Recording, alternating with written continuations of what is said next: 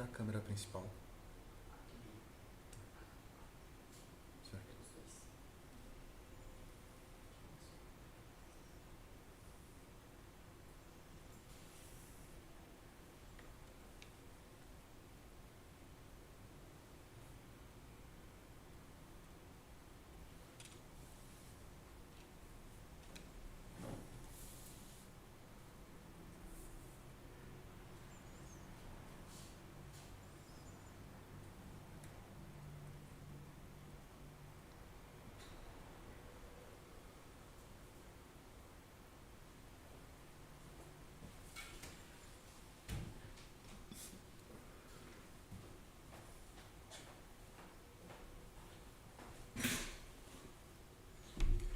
É com grande alegria que voltamos no projeto Sabedoria.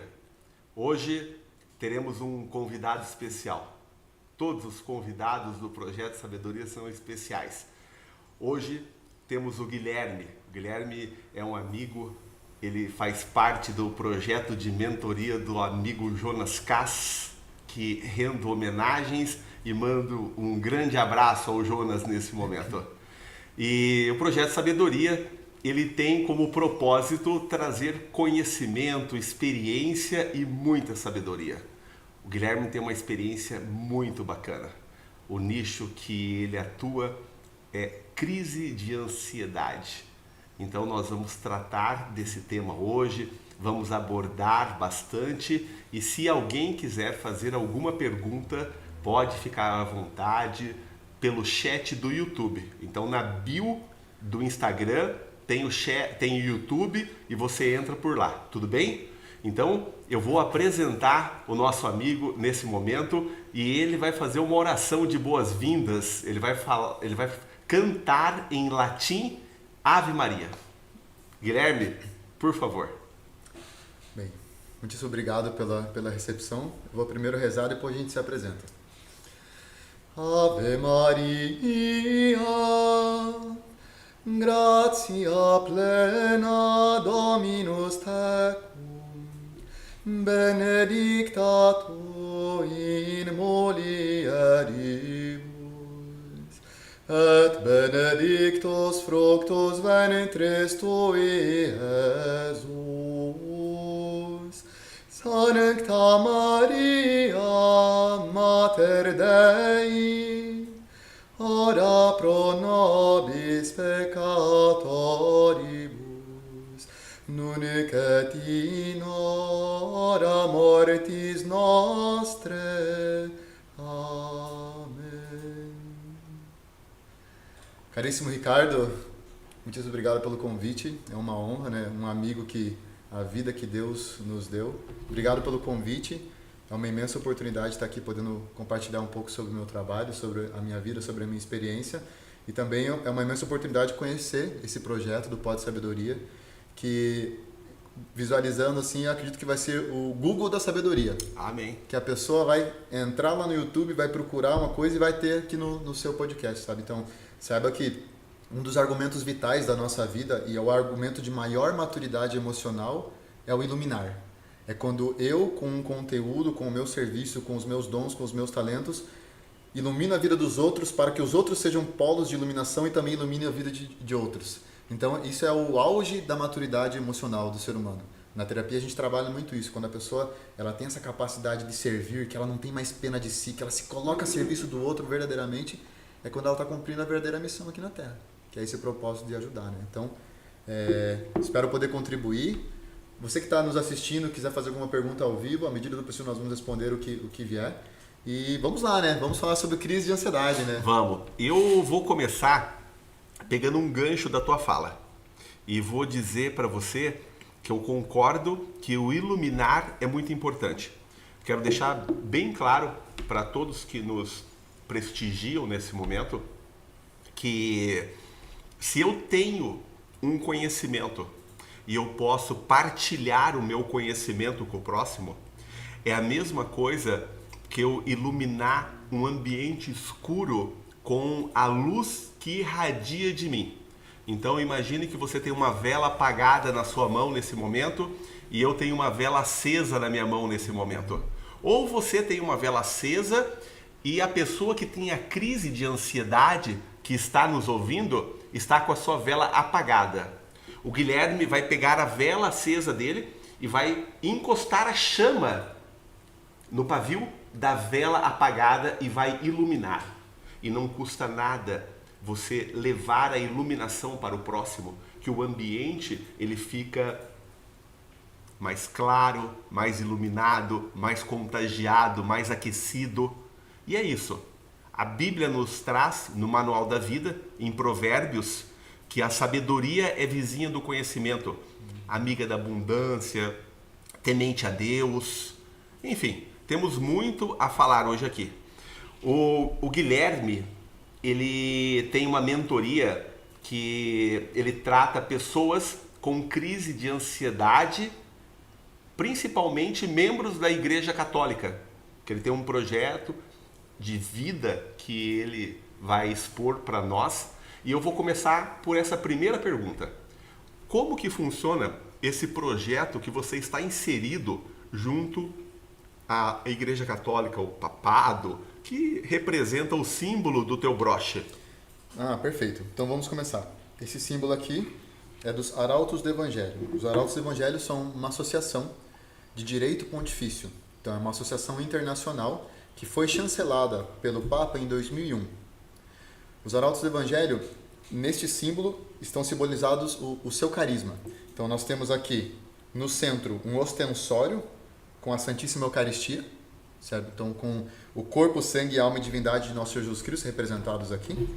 Em cima, Nossa Senhora, a medianeira de todas as graças, a nossa mãe, a nossa rainha, a rainha do universo.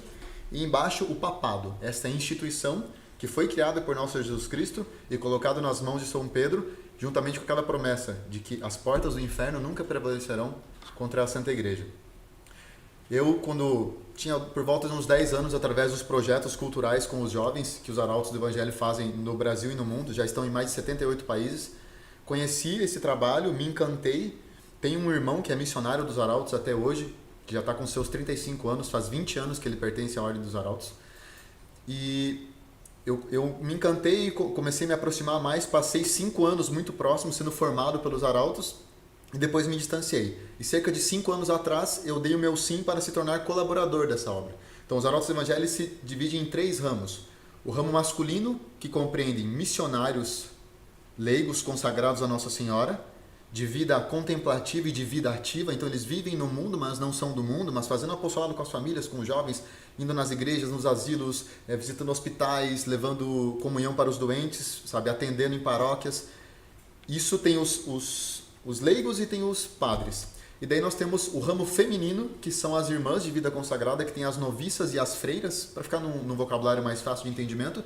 E tem a ordem terceira, que compreendem famílias, pessoas simpatizantes que se encantaram, se apaixonaram pelo carisma, querem dar o seu sim para a beleza desse carisma. Os Arautos Evangélicos têm uma missão de restaurar a beleza na face da terra. O nosso fundador é um paulista, ele é vivo ainda, o Monsenhor João Cladias, se ordenou como sacerdote em 2005. Então os Arautos tiveram aprovação em 2001, em 2005 tiveram os primeiros 15 padres, e neles estava contido o nosso fundador, o Monsenhor João, que está convalescente de um AVC há 13 anos já, sofrendo tudo pela Santa Igreja, sofrendo tudo por nós, sabe, comprando graças para nós que participamos desse carisma. E é uma pessoa de uma vida de piedade, de oração, de ânimo, de entusiasmo, que está ali sofrendo, mas sempre com um sorriso no rosto, né? Então, eu dei o meu sim nessa obra lá atrás, depois me afastei por um tempo, porque eu acreditava que não tinha vocação para ser leigo. Contraí meu casamento ano passado e estou como terciário já faz 3 ou 4 anos. E o que acontece? Como eu estou inserido dentro do meio da Igreja Católica, eu comecei a perceber que muitas pessoas, pelo fato de passarem por conflitos emocionais, por traumas, se sentem às vezes abandonadas por Deus. Mas no fundo, o problema não é espiritual. Então, quando eu me tornei terapeuta, uma das dores que eu encontrei nesse público é que os conflitos emocionais, o fato de você ter passado, talvez você que esteja me ouvindo, né, tenha vivenciado na sua infância separação dos pais, brigas, agressões, alcoolismos, você se sentiu rejeitado ou dentro da escola, ou dentro do ambiente da família, ou no seu próprio lar, você se sentiu abandonado, excluído, humilhado. Tudo isso, esse medo excessivo, essa preocupação, que os traumas deixaram na tua alma fazem com que a sua mente, o seu corpo, a sua vida esteja numa constante, como se fosse um vulcão em erupção emocional. E a todo momento com essas explosões que deixam você impaciente, irritada, ansiosa, depressiva, com vontade de desistir tudo, sem ânimo para levantar e fazer o que tem que ser feito. Então essa inconstância emocional, ela não tem uma ligação direta somente com a vida espiritual. Muitas vezes é aquilo que está registrado na tua mente. Aquela falta de referencial que você teve de educação do pai e da mãe, por exemplo. Pais que foram ausentes ou que foram também muito próximos e super protecionistas, que queriam fazer tudo pela criança. E aí quando a criança se deparou com o mundo, quando o adolescente precisava tomar as primeiras atitudes dele, ele sentiu muito medo. E aquilo paralisa a pessoa. Então eu comecei a direcionar o meu trabalho para os católicos porque eu vejo que é uma dor muito latente. E o católico, ele tem uma questão de que muitas pessoas chegaram para mim e já falaram assim: nossa, Guilherme, eu vim pedir a tua ajuda porque você é católico. Porque você vai entender os meus problemas mais do que um outro terapeuta que não tem a mesma religião. Então, por isso eu comecei a direcionar e nichar cada vez mais. E hoje eu trabalho no formato de mentorias em grupo, atendendo várias pessoas ao mesmo tempo, com sessões terapêuticas ao vivo, temos encontros de oração, temos um grupo exclusivo no Facebook que as pessoas podem colaborar compartilhando tanto as suas conquistas, mas também os seus fracassos, as suas dores. É o grupo dos corajosos. Tem um grupo de WhatsApp exclusivo também, onde a gente manda todos os comunicados. E aí, junto disso, eu também sempre estou ensinando através de cursos, sabe? Como que a igreja, por exemplo, vê a questão da ansiedade. A gente fala um pouco sobre os perfis de ansiedade, como eu identificar em mim o que me deixa estressado. Porque existe, por exemplo, uma técnica que nós fazendo uma leitura do corpo da pessoa, através do formato do corpo da pessoa, a gente começa a chegar à evidência de como que funciona a mente da pessoa. Você olhando para o corpo de uma pessoa, num bate-papo que nem está comigo aqui agora, você consegue entender na conversa terapêutica como que funciona a mente da pessoa? Não tanto na conversa, mas sim através de fotos e jogando dentro de uma ferramenta. Entendi. Que a gente consegue validar todo o formato corporal. Por exemplo, o formato da cabeça, formato dos olhos, bochecha, depois pescoço, alinhamento de ombros, a parte do tronco, aonde que acumula mais gordura, a largura dos braços e das pernas, sabe? Aonde tem mais massa muscular. Caraca. Então a gente faz uma avaliação corporal completa e vai dando notas para o corpo numa tabela, numa ferramenta que é validada, que aí sai um gráfico de percentual de quanto que você tem de percentual em cada um dos 5 perfis de ansiedade. E a partir desses perfis de ansiedade, você consegue entender assim, esse aqui é o medo que paralisa essa pessoa. Por causa de um item que você identificou no corpo da pessoa, que foi colocado nessa ferramenta, você consegue identificar que esse problema que ela tem, a origem é ali? Sim, a gente soma as notas, avalia o corpo como um todo, essa ferramenta vai nos dar um gráfico. E a partir desse gráfico, eu chego para uma devolutiva com a pessoa, e aí eu começo a perguntar sobre a vida dela. Por exemplo, Ricardo, me fale um pouquinho dos teus desafios atuais na vida. E a pessoa ela vai começar a compartilhar as suas dores. E aí, dependendo do que ela falar, eu só vou validar o que o gráfico está me dizendo. E aí eu vou explicar o porquê que ela está vivendo esse desafio. Porque a mente dela funciona assim. Muitas vezes assim, a pessoa ela chega para mim e ela fala assim: Guilherme, eu estou muito sobrecarregado. E aí eu olho o gráfico dela, ela tem o perfil de ansiedade que é o perfil do sobrecarregado. Que é aquela pessoa que tem dificuldade de dizer não. Que dorme já com uma lista de tarefas pronta para o outro dia. Que não consegue dar conta de todas as coisas porque quer resolver o problema da tia, do cachorro, do papagaio, do passarinho. E ela esquece de si mesma. E é uma pessoa que suporta muita carga emocional. Ela vai ter um corpo mais quadrado, mais forte. Por que ela tem esse corpo mais forte? Porque ela precisa aguentar o peso emocional da vida dela. E como que a gente identifica isso? Porque na nossa primeira fase da vida, nos 6 primeiros anos, nós passamos por 5 fases distintas que são traumas naturais. Que é o trauma da rejeição, o trauma do abandono, o trauma da manipulação, da humilhação e da traição ou exclusão.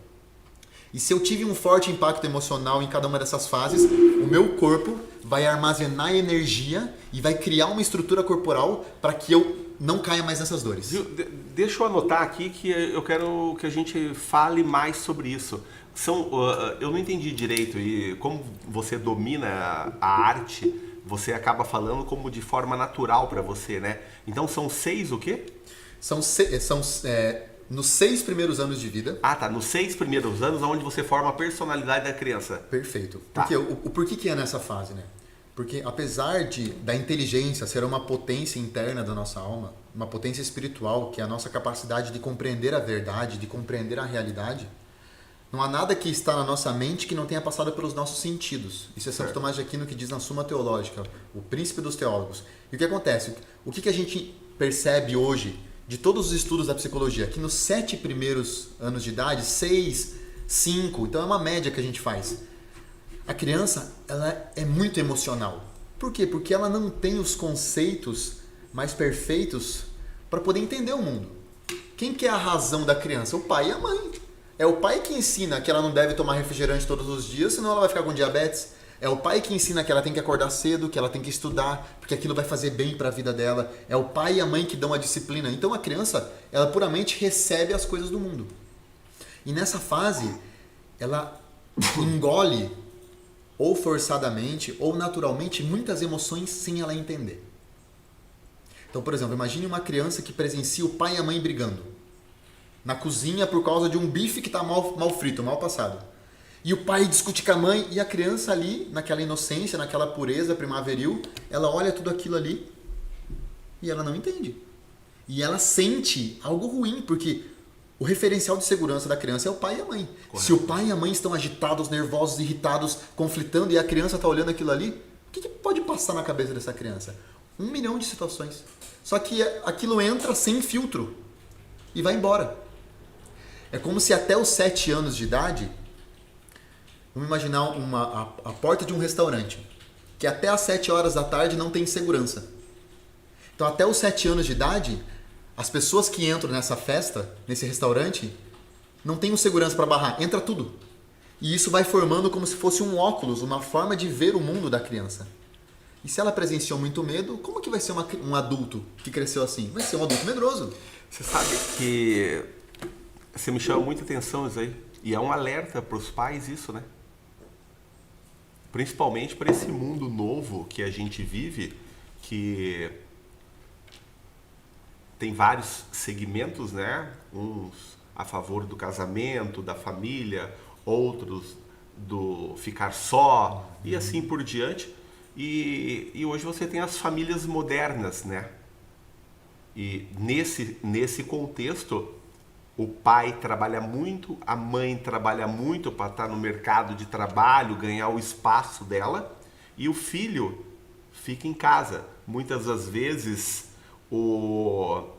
a mãe é mãe solteira ou é uma mãe divorciada e a guarda natural é da criança, a guarda natural é da mãe, então sempre a criança fica com a mãe, né? Regra geral, algumas exceções. Cada caso, um caso específico no mundo do direito, né? Uhum. E quando acontece uma situação dessa e a mãe muito ausente ou a briga, a criança ela vai desenvolvendo drives mentais desnecessários que vai ter um reflexo na vida de adolescente dessa criança e adulta. E quando chega uma criança, um adulto com esses sintomas, você consegue identificar que foi nesse período que ela adquiriu esse problema? Sim. Então, a análise do perfil de ansiedade é um dos pilares do meu método. E isso é uma coisa que eu vou compartilhar com vocês, que é o que a gente compartilha nas mentorias em grupo, né? Então, prestem muita atenção porque é um ouro. O que acontece? Esses estudos, eles surgiram no século passado, através de um médico psicoterapeuta chamado William Reich. Ele e depois um outro médico chamado Alexander Lowen compuseram essas teorias com relação aos traços da nossa personalidade, que a gente pode enxergar como funciona a mente do ser humano, o acúmulo de energia, a maneira como ele pensa, sente e age através da estrutura corporal. Certo? E aí deu luz ao conhecimento que a gente chama da bioenergética. Então, os traços corporais nossos, aonde eu acumulo mais gordura, aonde eu tenho musculatura mais proeminente, se eu, por exemplo, tenho baixo percentual de gordura, se eu tenho um corpo muito magro, se eu tenho um corpo muito gordo, tudo isso está dizendo conflitos emocionais que eu vivi lá atrás e que instalaram na minha mente, é isso que você falou, é um drive. O que é esse drive? Mecanismo de proteção. tudo visando o instinto de sobrevivência. Porque o ser humano, ele tem isso que é natural. A gente está sempre querendo se manter vivo. E esse instinto de sobrevivência, a mente gera a seguinte evidência. Olha, Ricardo, na tua infância, nesse primeiro período, você passou por essas situações que você não entendeu e que doeram. Então eu vou criar um formato de corpo e uma estrutura mental para que você tenha recursos para não cair mais nessas dores. Por exemplo, vamos pensar nesse do sobrecarregado. Como que é o formato de corpo dele? É um corpo quadrado, então ombros e cintura mais ou menos na mesma medida. Okay. Você não vai ter uma cintura marcada. É uma pessoa que tem naturalmente o osso mais largo e o corpo forte. Eu já imaginei uma pessoa aqui. Interessante, né? Um Sim. conhecido meu. E se você já, for... Já agora, mentalizei ele. E agora pensa nesse conhecido, ele não é um cara que suporta bastante as coisas? Sim, bastante. Que tem força, que Muita. aguenta calado? Aguenta calado, não fala nada. Então são características comportamentais. Então o corpo dele diz como funciona a mente dele. E por que ele, por exemplo, acumula gordura e fica forte? Porque esse tipo corporal, ele nasce no período mais ou menos ali de 3 a 4 anos, que é a fase do desfraude da criança. Certo? O que é o período do desfraude? A criança ainda ela não tem controle do esfíncter, por exemplo. E ela já tem movimento nas perninhas, já tem movimento nos bracinhos, já está indo para o mundo e faz um monte de palhaçada e faz um monte de coisa errada. E a mãe vem e reprime. Não mexe a mão aí. Olha a mão na tomada. Fulaninho não faz isso. E começa a gritar e a se impor.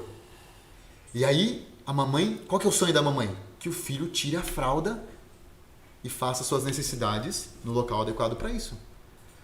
Só que a mãe tem o tempo dela, da expectativa dela. E a criança tem o tempo de desenvolvimento dela. E muitas vezes a mãe acelera esse processo e quando o filho faz de novo na fralda ou faz no lugar errado ou não aguenta nas calças e suja tudo, como que a mãe reage psicologicamente? Ela repreende. E a criança entende que ela tem que segurar então tudo. Como que é esse perfil corporal? É forte, mas é com o glúteo para dentro, o quadril para dentro. Não tem volume no bumbum. Por quê? Porque está acostumado a segurar tudo para dentro. Só que como nós somos corpo e alma, a atitude que eu tenho no meu corpo, eu vou ter na minha alma. Então se ela teve que segurar as coisas que eram para sair para fora, e por que ela teve que segurar? Porque quando ela não segurava, ela se sentia humilhada, ela não atendia a expectativa da mãe, ela se sentia reprimida, a mãe colocava de castigo. E meu Deus, é um ser de 3 anos.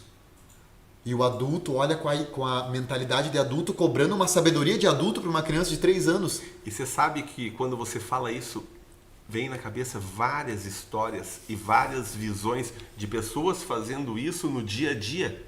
Porque quando você cobra a criança, você cobra com o conhecimento que você tem de adulto para poder cobrar. Sim.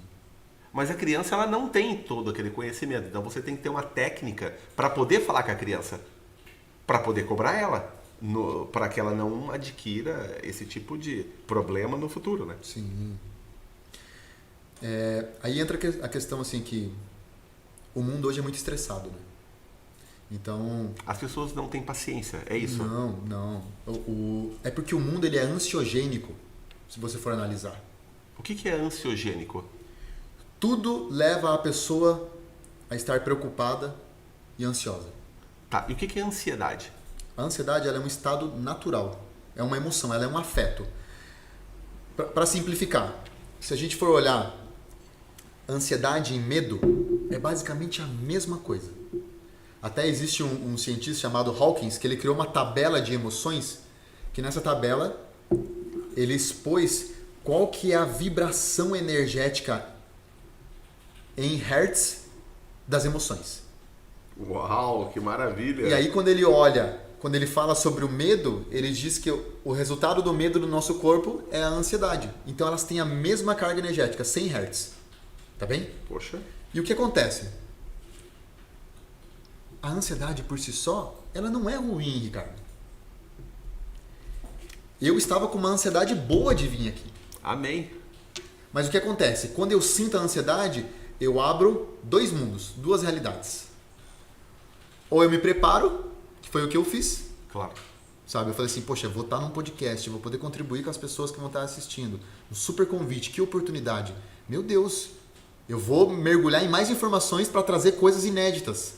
Me preparei. Ou eu me preocupo. Eu começo a antecipar um futuro. E como o futuro não existe, futuro é inseguro, futuro é incerto, qual que é a tendência quando eu viajo para o futuro? Eu tenho um pensamento negativo. E daí a pessoa trava. Ou ela trava, ou ela não faz a coisa bem feita. Ela perde muito tempo se preocupando. Deixa eu te contar uma coisa. Me lembrei aqui. Olha só. Eu observei, sintetizei e há 20 anos eu penso dessa forma e quando eu tenho oportunidade eu falo isso que eu vou falar. E eu vou fazer uma pergunta pro Guilherme. E eu vou usar o exemplo para te falar o que eu vou falar com a pergunta que eu vou fazer pro Guilherme. Só que o Guilherme, ele não pode me responder a pergunta. O Guilherme tem que pensar, não pode responder. Combinado? Certo. Tá. Guilherme, quem é você hoje? Você quer que eu responda? Não. Não posso responder, é só ficar te olhando. Só me olhar. Quem é você hoje? Olha o tamanho da profundidade da pergunta para você poder falar quem é o Guilherme hoje. Eu respondo. O Guilherme hoje, ele é fruto de todas as experiências que ele teve na vida dele até um segundo atrás. Esse é o Guilherme. Enfim, queria dar esse exemplo que... E quem será o Guilherme no dia de amanhã? O Guilherme... Até amanhã. Tudo que você fizer a partir de agora. E daí tá lá, tá na palavra, né? Que todo amanhecer é um novo dia para você contar uma nova história, para você fazer a sua nova história. Então todos os dias você tem a chance de mudar a sua vida, de construir uma história nova, porque o passado te trouxe até agora, o futuro não existe, que é o presente. A gente não sabe amanhã, a gente sabe o hoje. Então, vamos viver o hoje. Quando você fala da ansiedade e você divide ela em dois, por isso que eu acabei entrando nesse contexto, Sim. tá? E olha só que interessante, né? A ansiedade, ela pode ser resumida em dois conceitos: medo excessivo e preocupação excessiva. O medo é uma emoção e a preocupação é um estado mental, onde eu me preocupo. Eu me ocupo antecipadamente de algo que eu nem sei se vai existir. Só que aí entra um ponto. Se eu tenho o que fazer para resolver, para que me preocupar? Se eu não tenho o que fazer para resolver, para que me preocupar? Então a preocupação ela é uma coisa inútil na nossa vida. Ela não tem benefício nenhum. Eu vi uma pessoa falar sobre isso, não me lembro onde. Ela falou assim, se você tem um problema... É interessante essa parte. Se você tem um problema, duas coisas. Esse problema tem solução? Tem. Deixa que vai vir a solução. Toca a vida. Não, esse problema não tem solução? Então, deixa, não tem o que fazer. Ele não tem solução. Sim. Daí entra o ponto. Mas por que as pessoas se preocupam tanto hoje? Interessante isso. Porque se a ansiedade é preocupação excessiva, a gente entendendo a causa das preocupações excessivas, a gente vai entender o porquê que as pessoas, por que o Brasil é o país mais ansioso do mundo. Ah, é? Quase 20 milhões. Não sabia dessa informação. Sim, 10%. 10% dos brasileiros, só que 10% que buscaram ajuda, que ou estão tomando remédio, ou foram fazer terapia, ou foram no SUS pedir alguma coisa, que se assumem e foram buscar ajuda. Tá em estatística isso. É, estatística. Isso é a OMS. Forte. Sim, muito forte. Na pandemia aumentou 25%. Os medicamentos, notícia de 25 de agosto agora, 2023. 36% de aumento na compra de remédios para ansiedade. Então já é uma pista que remédio não resolve. Porque se está aumentando a compra de remédio e está aumentando o número de ansioso, alguma coisa está errada, né? Correto, não está resolvendo. Não tá batendo essa informação, né? Então, se a gente analisar que o número de profissionais que entram no mercado para cuidar desse nicho está aumentando, é porque tem muita gente procurando. Muita demanda. Porque assim, ó, 10% a gente está falando de ansiedade, a gente não está falando de transtorno bipolar, a gente não está falando de depressão, a gente não está falando das compulsões alimentares, de esquizofrenia, dos surtos psicóticos, que daí é um campo de, sabe, vasto. A gente está olhando de uma coisa, que é a minha especialidade, crise de ansiedade. Tá, a crise de ansiedade, ela atinge... Primeira pergunta, ela atinge qual faixa etária? Todas.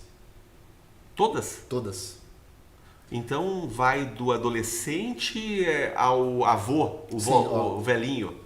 Eu já atendi clientes, eu não tenho o costume de atender crianças, porque o problema da criança é o pai e a mãe, sabe? Então você tem que fazer uma psicoterapia com o pai e com a mãe também. Mas em casos assim, de pessoas muito próximas, sabe? Eu abro exceções e a criança cheia de medo, não consegue dormir, tá urinando na cama, tem que dormir de luz acesa. Opa, peraí, tem uma coisa errada, ela tá vivendo algum conflito. Ela vivenciou muito medo já. Às vezes ela vivenciou um medo dentro da barriga da mãe. A gravidez foi difícil, ou a mãe quis abortar, ou tinha muita briga, ou até muito estresse, sabe? A mãe trabalhou até o último dia do parto ali, estava preocupada. Isso causa que é o trauma da rejeição, que é o perfil que a gente chamou fora da casinha. Que é a pessoa que tem a cabeça grande, corpo magro, braço magro, é um retângulo fino. É a pessoa que tem medo de expor as suas ideias. Ela sofreu um trauma na fase que somente o cérebro dela, a mente estava registrada somente no cérebro, porque ela não tinha corpo ainda, ela era um feto pequenininho. Mas a energia mental dela ficou concentrada no cérebro. Quando a mãe, por causa das preocupações ou do que tenha acontecido, solta muita cortisol na placenta, a criança se fecha. Ela se isola.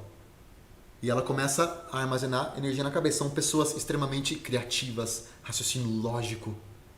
Só que tem exaustão mental. Excesso de ideias. São pessoas que têm muita iniciativa de ideias e pouca acabativa, porque não tem energia corporal para executar. Isso é um exemplo. Tá. Então, imagine que a criança passou por isso. Ela, desde pequenininha, ela vai ter tendência ao medo de se expor. Por quê? Porque quando ela estava lá na barriga da mãe e ela se expôs à vida, ela se sentiu rejeitada pelo cortisol. E aí a criancinha que não consegue falar em público quando é pequenininha, que pede para ela apresentar um trabalho na sala e as crianças começam a dar risada, reforça o trauma dela. Ela se sente mais rejeitada. Então ela cai mais na dor do trauma, que é a dor da rejeição. E daí ela chega em casa, ela quer compartilhar aquela dor, os pais não dão atenção. Os pais ficam no celular e não dão a oportunidade dela se abrir. Daí ela fala assim, meu Deus, eu não presto mesmo. Então, uma criança com essa tenra idade, 7, 8 anos, já pode ter episódios de crise de ansiedade. Eu já atendi crianças dessa idade, já atendi adolescentes de 13, de 15, já atendi senhoras de 67, de 70 anos. Porque a ansiedade ela tá para todo mundo, né? E aí a gente volta no ponto, mas da onde que vem essa preocupação? Da onde? Dos traumas. Porque o que acontece? Nós temos uma mente que é consciente, que é o que a gente chamaria do neocórtex, que é o lobo frontal, certo, que é aquilo que a gente faz raciocínios, tomadas de decisão. E nós temos uma mente que seria o subconsciente, que seria o nosso sistema límbico, o nosso sistema reptiliano, pensando em divisão cerebral. O subconsciente armazena 95% da nossa vida. Então, das nossas tomadas de decisão, 95% vem de um padrão existente já. Que são ideias persistentes que tem aqui que falam muito do meu perfil de ansiedade. Que falam muito da minha primeira infância, dos meus referenciais, das minhas crenças que eu aprendi lá naquela época que não tinha segurança na porta do restaurante, estava entrando todo mundo, sem filtro. Então o que acontece? Vamos imaginar assim, ó. Você falou sobre a mãe solteira. Uma realidade muito comum. Daí a mãe solteira que vai fazer faculdade e que está fazendo uma transição de carreira. Ok. E daí ela resolve se mudar de casa. Olha o tanto de mudança na vida dessa pessoa. A criança, ela tinha mãe à noite, não tem mais porque a mãe estuda. De dia já não tinha, porque estava na creche e a mãe estava trabalhando. Uhum. E agora a transição de carreira está atrapalhando mais ainda os finais de semana, porque tem adaptação e muda de casa. Uhum. Então toda aquela situação e aí, de segurança não tem mais. E aí as duas pessoas sofrem, né? A mãe porque é muita mudança e não dá conta. Não dá conta.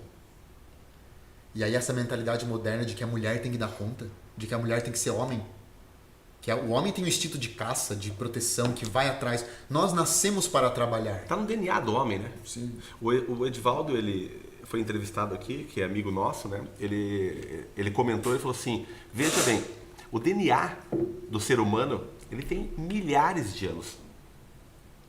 E esse mundo social que nós vivemos tem alguns 1000 anos, 10 mil anos. Ele falou assim, então a nossa informação de sociedade é muito curta em relação ao instinto de sobrevivência que nós temos. Sim. E vamos pensar assim, né? Isso é uma promessa que está no Gênesis, né? Quando Adão e Eva pecaram, o que Deus falou assim? Adão, você vai ter que suar. Ele falou, homem, você vai trabalhar pelo resto da tua vida. E o que ele falou para a mulher? Vai ser submissa ao homem. A sociedade de hoje não aceita isso. Mas o que é submissão? Não é eu ser escravo, levar chicotada, não. Faz. Não, é respeito, é veneração. E em troca disso ela vai receber proteção. É o menor para o maior que também se inverte. Nós somos menos que as mulheres. Nós não conseguimos portar um bebê, que nem a minha esposa está grávida. Nós vamos ter o nosso primeiro filho em dezembro. Para nós, eu acho que a realidade só cai quando a gente vê o bebê. Mas nós nunca vamos ter o afeto que a criança tem pela mãe. Nós vamos ser sempre menos que a mãe. Entendeu? Então essa inversão de polaridade onde a mulher tem que dar conta e aí a energia masculina da mulher fica muito proeminente. O que é a energia masculina? É a energia da caça, de ir atrás. De ser a dona da casa? Sim, sozinha, né? De vencer falar, os desafios.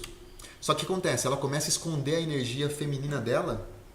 Você sabe que eu vi alguns depoimentos sobre isso, Guilherme? E aonde a mulher, depois de realizada, ela falou assim, e agora? O que tem depois? Porque ela se realizou profissionalmente, mas daí ela esqueceu da família. Sim. Porque o homem tem esse jeito tal, e a mulher, se ele tem a mulher da casa que ajuda, porque o casal é esse, né? Não interessa se a mulher está em casa cuidando dos filhos ou da casa, ou até junto do marido, mas o marido está na rua trazendo o alimento para casa e os dois juntos formam a família. E o que é o mais perfeito? É o comum acordo. É o diálogo. Não dá para impor. Por exemplo, os meus pais sempre trabalharam fora. Os dois. Se eles não tivessem trabalhado fora, eu não teria tido o estudo que eu consegui ter. Eu tinha bolsa em colégio particular, mas meus pais ali, ó, dia e noite, sabe? Então, nossa, hoje eu sou muito grato a isso. Mas na minha infância eu não entendi muito bem isso. Porque eu ficava sozinho, às vezes na tarde em casa, e meu pai e minha mãe trabalhando o dia inteiro fora, e eu lá, comendo traquinas, tomando Coca-Cola e assistindo televisão. Você acha que isso foi bom pra minha saúde? Não foi. Você acha que eu não senti sozinho? Daí o meu irmão foi cedo morar numa ordem religiosa, ser missionário. Sim. Eu fiquei muito tempo no ócio. Você tem muito impacto. Sem exemplo. O que eu fiz? Fui pras drogas. Entendeu? Então, muitos traumas que aconteceram na minha vida, eu sei que hoje me influenciaram. Mas o meu pai e minha mãe fizeram isso de propósito, fizeram o meu mal? Não. Eles fizeram tudo por amor. E a terapia ela tem uma questão da misericórdia. Quando você olha para a tua história e você muda esse significado que a tua mente intuiu de emoções, de coisas desagradáveis, e você olha e respeita e venera e põe os joelhos no chão e fala assim, meu Deus, obrigado pelos pais que você me deu. A história do meu pai, quando eu conheci a história do meu pai, Ricardo, eu fiquei boca aberta. Meu pai passou fome quando era pequeno. Entendeu? Meu pai veio com 7 irmãos de Palmas, no interior do Paraná, em cima de um caminhãozinho com meu avô, sem casa para morar em Curitiba. Vieram na louca, raspando panela de arroz queimado. Quando ele me contou isso, eu falei assim, meu Deus, e eu reclamando dele, às vezes querendo cobrar que meu pai fosse diferente. Só que a gente só acorda depois de uma idade, né? Sim. Esse é o mais difícil. Eu vejo que a gente cobra muitos pais quando a gente é mais novo e depois que você fica mais velho, você fala assim, meu Deus, esse mundo é muito difícil. É verdade. Mas é um ciclo natural, né? É. Tem uma teoria, eu acho que é antroposofia, se eu não me engano, que fala sobre isso, que até os 28 anos, o homem, e quando a gente fala em teologia, em filosofia, a gente se refere a homem, nós estamos falando em homem e mulher, sabe? Então, o homem e ser humano, até os seus 28 anos, os conceitos da vida dele são muito instáveis. Passou dos 28 que ele bota uma ideia mais fixa na cabeça que é aquilo que ele quer para a vida dele. Então, até os 28 anos, nós somos muito ingratos, muito inconstantes. Por quê? Porque a gente está buscando ainda o sentido da vida. sabe? Uma estabilidade na nossa vida financeira, no nosso trabalho, em tudo. Só que a virada é muito rápida, né? Porque Sim. se chega 28, você não conseguiu. Daí chega 29, daí 30, opa, começa a Daí ficar começa a desesperado. autocobrança, né? Sim, porque principalmente a mulher. A mulher nessa idade é mais difícil, porque daí não teve filho ainda, não casou, vai fazer 30 anos. Vai passando, é muito difícil depois. Por causa da questão hormonal também, né? Sim.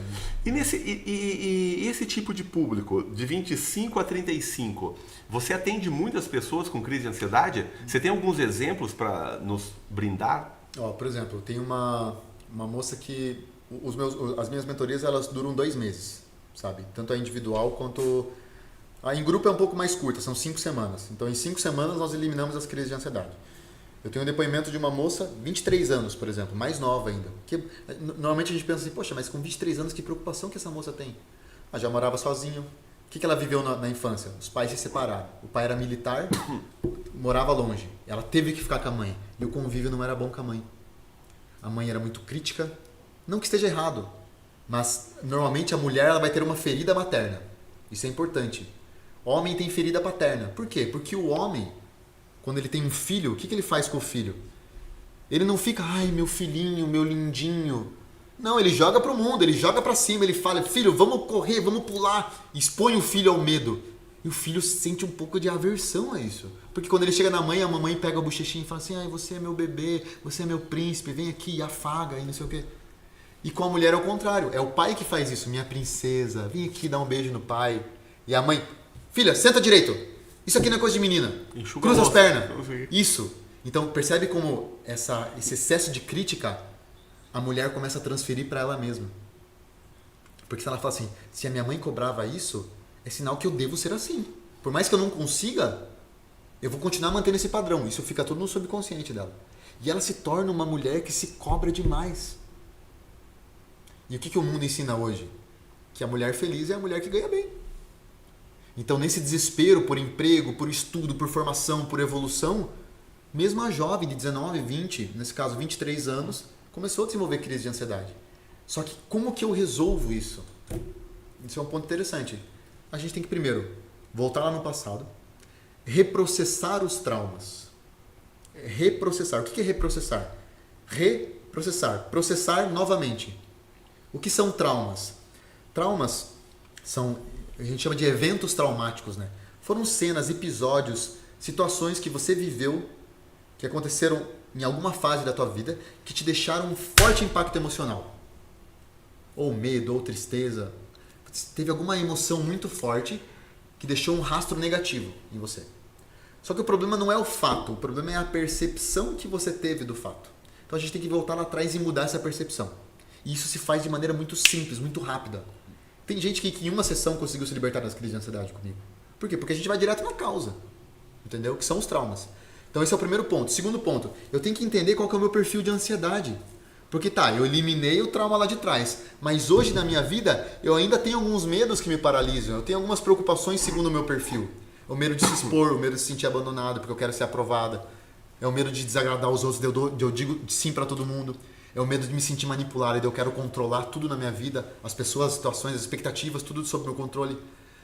É o medo de se sentir excluído, então eu fico me cobrando demais, eu tenho que ser melhor em tudo. Então quando eu entendo o perfil de ansiedade da pessoa, eu já falo pra ela assim, ó, Ricardo, a tua tendência em ficar ansioso é quando você assume muito compromisso. Porque você fica sobrecarregado, daí você não tem tempo pra você. Aí quando você olha pra você, já é tarde demais, você já tá estressado. Aí você desconta na tua esposa, aí você desconta no teu colaborador, aí você desconta no teu pai. Então eu começo a ensinar pra pessoa qual que é a estratégia pra ela usar no presente, porque o passado a gente resolveu. Faz sentido? Faz. Interessante isso, né? Então, eu olhei pro passado, eu olhei pro presente. E como é que a gente faz para resolver os medos do futuro? Que ainda continua. Oração. Eu ia falar outra coisa. Eu ia falar projeto. Também. Mas é que projeto, eu não coloco ele como um pilar. Ele está dentro do contexto como um todo. Quando eu olho para o meu presente, eu preciso ter objetivos. Preciso saber onde eu quero chegar. Preciso ter organização, né? Correto. E é importante isso, ó. Gente, nem tudo é ansiedade. Às vezes é falta de prioridade. Nem tudo é ansiedade. Rimou, né? Rimou. Nem tudo é ansiedade. Às vezes é falta de prioridade. Você não tem uma lista de tarefas, você não tem objetivo, você não tem meta, você não sabe onde você quer chegar. Você lembra que nós conversamos agora há pouco sobre a a questão de pedir as coisas para Deus. Sim.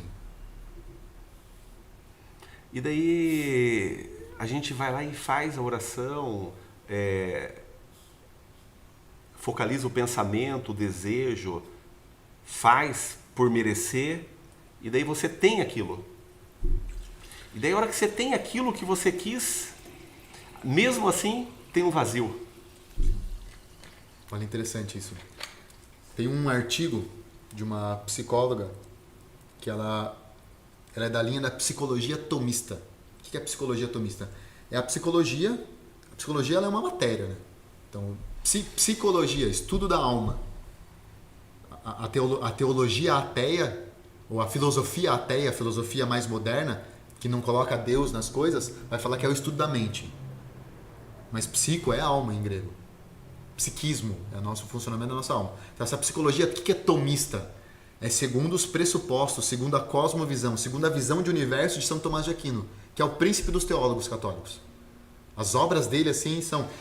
a inteligência dele era tão espetacular que ele leu uma vez a Sagrada Escritura e ele decorou. Tudo que ele lia, ele decorava. Ele ditava 4 livros ao mesmo tempo. Ele tinha 4 escritores. Então, a Suma Teológica, ele não terminou todos os escritos dele, porque ele teve, no final, uma graça. A história dele de vida é muito bonita. Daria para fazer um podcast só sobre ele, porque o homem, com 3 anos, no convento dos beneditinos, ele perguntava para os monges, quem é Deus? Com 3 anos. E no final da vida ele teve essa resposta. Ele teve uma visão com a Santíssima Trindade, e ele viu Deus face a face, e ele pegou os escritos dele e começou a queimar tudo. Deus que estavam perto dele, os outros monges, meu Deus, o que você está fazendo, Tomás? Ele falou assim, não, isso aqui não presta, eu quero isso aqui, ó. Daí passou um tempo e ele morreu, numa viagem, sabe, com uma doença. Mas ele teve essa visão. Então, essa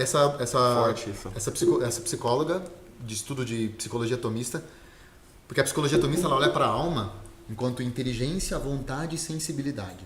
E a ansiedade ela entra na nossa sensibilidade, nas nossas emoções, nos nossos afetos. E ela fala assim, existem 2 afetos principais que causam ansiedade. Um é o medo, que todo mundo sabe, outro é o desejo.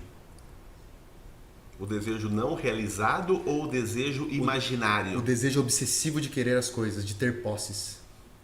Que daí gera uma preocupação, porque eu não tenho. E o vizinho tem.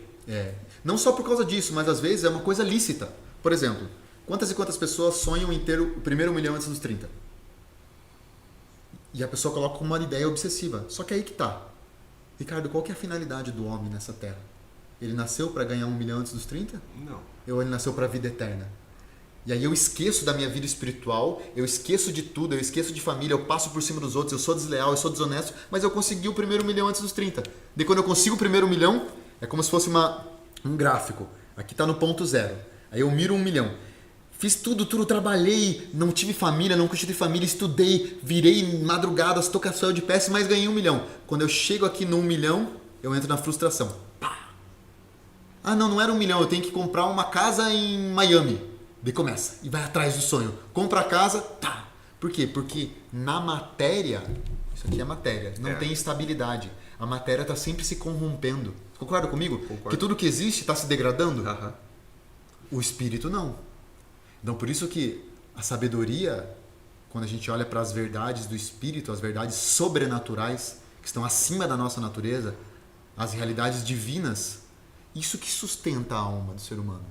Por isso que você vê uma pessoa com poucas posses, mas muito bem espiritualmente. Mas você sabe que se você conversar com alguém que já tirou o primeiro carro ou um carro 0 e perguntar para ele o seguinte, você dá bola para isso? Ele vai falar assim, não. Já teve a casa? Não dá. A pessoa tem a necessidade de ter para saber que não precisa. Sim. O Mike Tyson, lutador de boxe americano, uma lenda, ele disse numa entrevista recente que ele teve de tudo, mas perguntaram qual foi a melhor fase da vida dele, que ele começou a lutar muito cedo e ele teve o sucesso muito cedo, né? Ele falou assim, quando ele foi preso, que ele ficou 3 anos, né? Ele falou assim que foi os 3 anos melhores da vida dele, aonde ele se encontrou com Deus e não tinha preocupação. Deixa eu te contar uma coisa, então. Eu já passei um dia preso. E é realmente chocante você aprende a dar valor pra tua vida ali, sabe? Não fiquei preso junto com os piores porque eu tinha curso superior já. Mas esse dia que eu passei preso, passa um filme na tua cabeça. Você fala assim, caramba, sabe? Meu Deus, olha como é a minha vida. E eu tava do lado de pessoas que são da favela, sabe? Que não tinham onde cair morto. E aí, eu tava passando frio, de noite, um frio, tinha chovido dentro da cela, tava tudo molhado o chão. E aí eu batendo o queixo, o rapaz tava do meu lado, nós estávamos deitados no papelão. Ele tava se cobrindo com o papelão, ele falou assim, pega pra você aí. Tipo assim, eu já tô acostumado já, sabe? Sim, a solidariedade foi maior. E eu falei assim, cara, e eu saí, foi essa grande virada de chave na minha vida, foi em 2018 isso. Depois que eu saí dali, eu já tava mergulhando nos estudos de comportamento humano.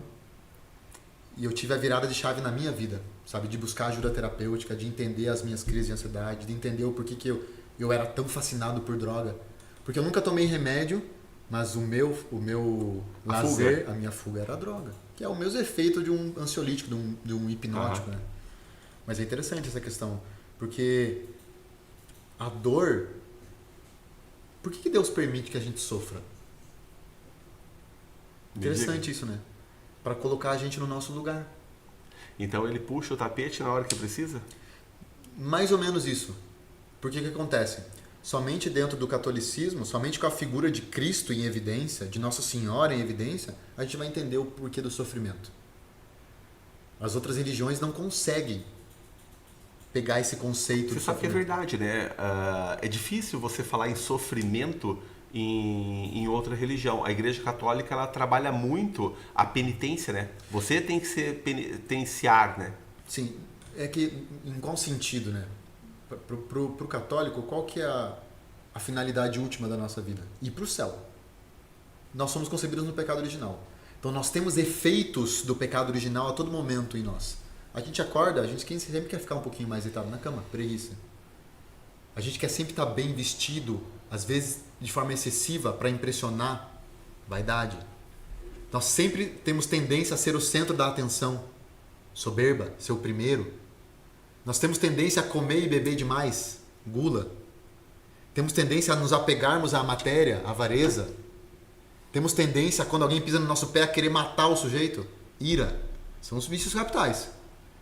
Da onde que vem isso? É da nossa alma. A nossa alma está maculada com o pecado original. Então, para o católico, existe um combate contínuo. Na verdade, não só para o católico, porque todos os seres humanos são concebidos do pecado. Mas dentro da doutrina da Igreja Católica, a gente sabe que a nossa vida é uma luta. Todo dia, né? Todo dia. Você tem desafios. Você não pode desanimar. Não. E toda hora você tem que superar.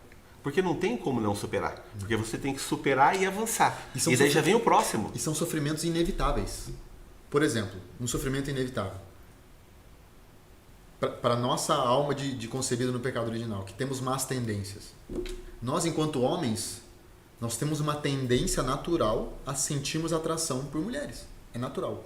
Mesmo você sendo casado. Se passa uma pessoa bela, você tem tendência aos olhos, só que você pode escolher não olhar, não consentir. Olhar não é pecado. Perdão, ver não é pecado. O pecado é olhar e consentir. Nosso Jesus Cristo dizia para os fariseus, né? Não é o pecado não é o desejo? Você olha como olha um sofá, uma coisa bonita. Mas quando você deseja aquilo que não é teu para você, dali é o pecado. É que assim, tudo começa no pensamento já, né? Nosso Jesus Cristo batia muito nos fariseus nesse sentido. Que para a lei deles, assim, se eu cobiçar a mulher do próximo, se eu cometer adultério é pecado. Nosso Jesus Cristo disse, quando você olhou e em pensamento você cobiçou, você já pecou. Sim, isso que eu falei. Quando você bate em alguém é pecado. Se você olhou e você teve ira, isso já é pecado. Então tudo começa no pensamento, né? Por isso essa vigilância dos pensamentos a todo tempo. Então, para nós, a vida é uma luta. A vida é uma constante batalha. Certo? E eu estava falando para você daquela psicóloga que falou sobre o desejo e sobre o medo. Então, às vezes na nossa vida, a gente começa a vislumbrar coisas que a gente quer ter, e a gente começa a criar um enredo, um estado de ansiedade, de posse, de ter. E quando eu consigo aquilo, eu vejo que é pura frustração, é um vazio. Então, a crise de ansiedade, ela não é só causada por causa do medo e dos traumas, mas por causa de uma preocupação excessiva de conseguir as coisas para me comparar com os outros. Você sabe que quando você tem um desejo muito grande de conhecer uma pessoa que é referência para você, depois que você conhece ela e você vê que ela é uma pessoa simples, de carne e osso, igual você, porém ela tá lá no patamar, porque ela trabalhou bastante, é o negócio dela, daí você fala assim, eu também posso. Sim. Eu não quero isso. Você consegue se colocar e entender que aquilo é possível, é um ser humano, pagou o preço para estar lá? Sabe que é uma coisa muito triste nesse sentido, que é a falta de modelos, né? Porque o ser humano ele se relaciona muito através de mimetismo, de mímica. Ele reproduz o comportamento dos outros. Correto? Só que quais são os modelos da nossa sociedade moderna? É quem tem muito dinheiro. A gente não olha para a vida moral das pessoas. O que o jovem quer ser? Ele quer ter os bilhões do Neymar. Ele não tá nem aí se o Neymar já tem tantos filhos ou se cada dia tá com uma mulher diferente. Mas ele quer o dinheiro. O que o cantor famoso... Eu acho que eu vi um pastor falando sobre isso. E ele pegou e falou o seguinte, chegou a pessoa da igreja e falou, pastor, eu queria ter a vida daquela pessoa. Ele falou assim, é? Sim, olha que vida. Ele conhecia a vida da pessoa. Eu falei assim, mas você queria perder um filho? Que ela perdeu um filho. Não, isso não. Eu queria ter o que ela tem. Eu falei, não estou entendendo. Você quer ter o que ela tem ou a vida dela? Porque ela perdeu um filho, está pagando. Ou a mente deve estar... Você entendeu que situação colocada? Tem uma história bem interessante sobre a nossa cruz, né?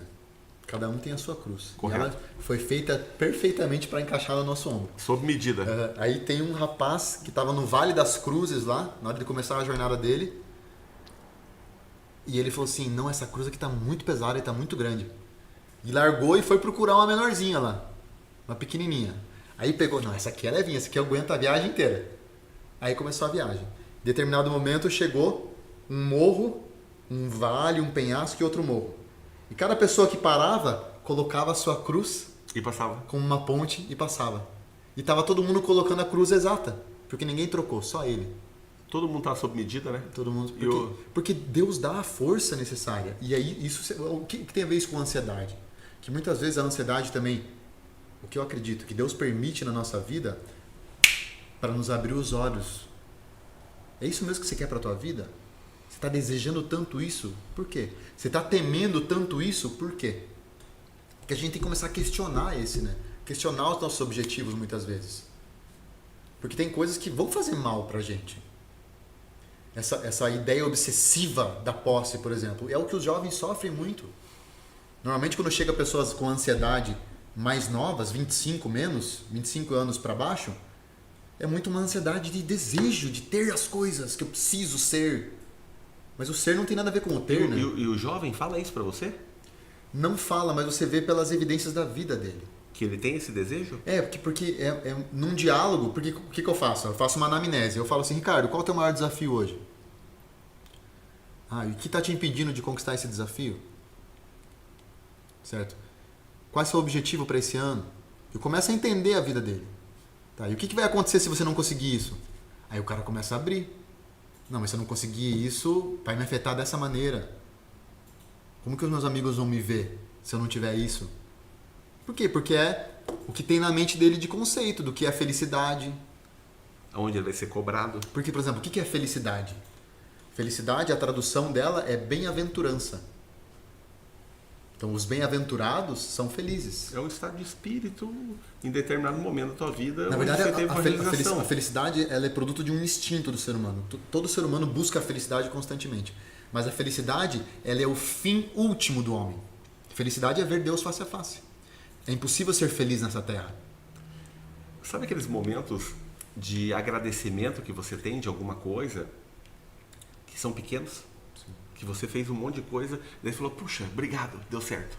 Mas mas você trabalhou muito para chegar lá para só... Você vai comer uma comida. Você senta na mesa. Daí a sua esposa fez lá. Ela demorou 1h30 para fazer a comida. em 10 minutos você consumiu. Você vê a diferença de prazer, né? Você tem dor 1h30 e 10 minutos de prazer. Então, os prazeres, a felicidade, as coisas são tão pequenas e são micro resultados na vida que vai somando e deixando. É por isso que o prazer não traz felicidade. Interessante, né? Vamos pensar assim, ó, num gráfico aqui, ó. O que você mais gosta de comer? Esse exemplo que você falou da comida é interessante para as pessoas entenderem. Carne. Qual carne? Eu gosto de fraldinha, eu gosto de costela, picanha, eu gosto... Então vamos pensar uma picanha que o churrasqueiro cortou e foi colocar no teu prato. E você estava morrendo de fome. Você falou assim, nossa, hoje eu vou comer aquela picanha com gosto. Eu nem fatio ela, coloco ela inteira na boca. E aí o que acontece? Na hora que ele vai colocar no teu prato, você tá de terno, pronto para atender um cliente depois ali, e pinga uma gordura aqui. Suja tudo. Como que ia ter o seu estado emocional? O meu, pessoalmente? É. O da minha esposa eu sei, ela vai ficar muito brava. Mas o meu eu falo assim, puxa, não tem jeito, aconteceu. E eu falo isso. Porque você já tem um nível de maturidade interessante. Mas pro geral das pessoas... É que eu já fui garçom, eu sei como é que é, entendeu? A pessoa, ela tem tendência a ficar um pouco incomodada. Fica. Talvez Totalmente. nem um pouco, mas... Não, assim, a pessoa vai falar, vai xingar o cara, vai Vai. chamar o gerente, vai mandar pra lavanderia a camisa dele, não vai querer pagar a conta. Eu vi vários casos já assim. Então, o que acontece? Aquela curva de prazer, ela ia saciar o prazer dela. De repente não, veio uma frustração. Uma vez você fez eu lembrar que agora o meu pai estava ajudando num churrasco beneficente, a gente era adolescente, foi com ele lá no Limoeiro, e daí eu peguei o vinagrete, fui servir o vinagrete, e era em copinhos transparentes assim, colocou numa bandeja de alumínio, e eu saí.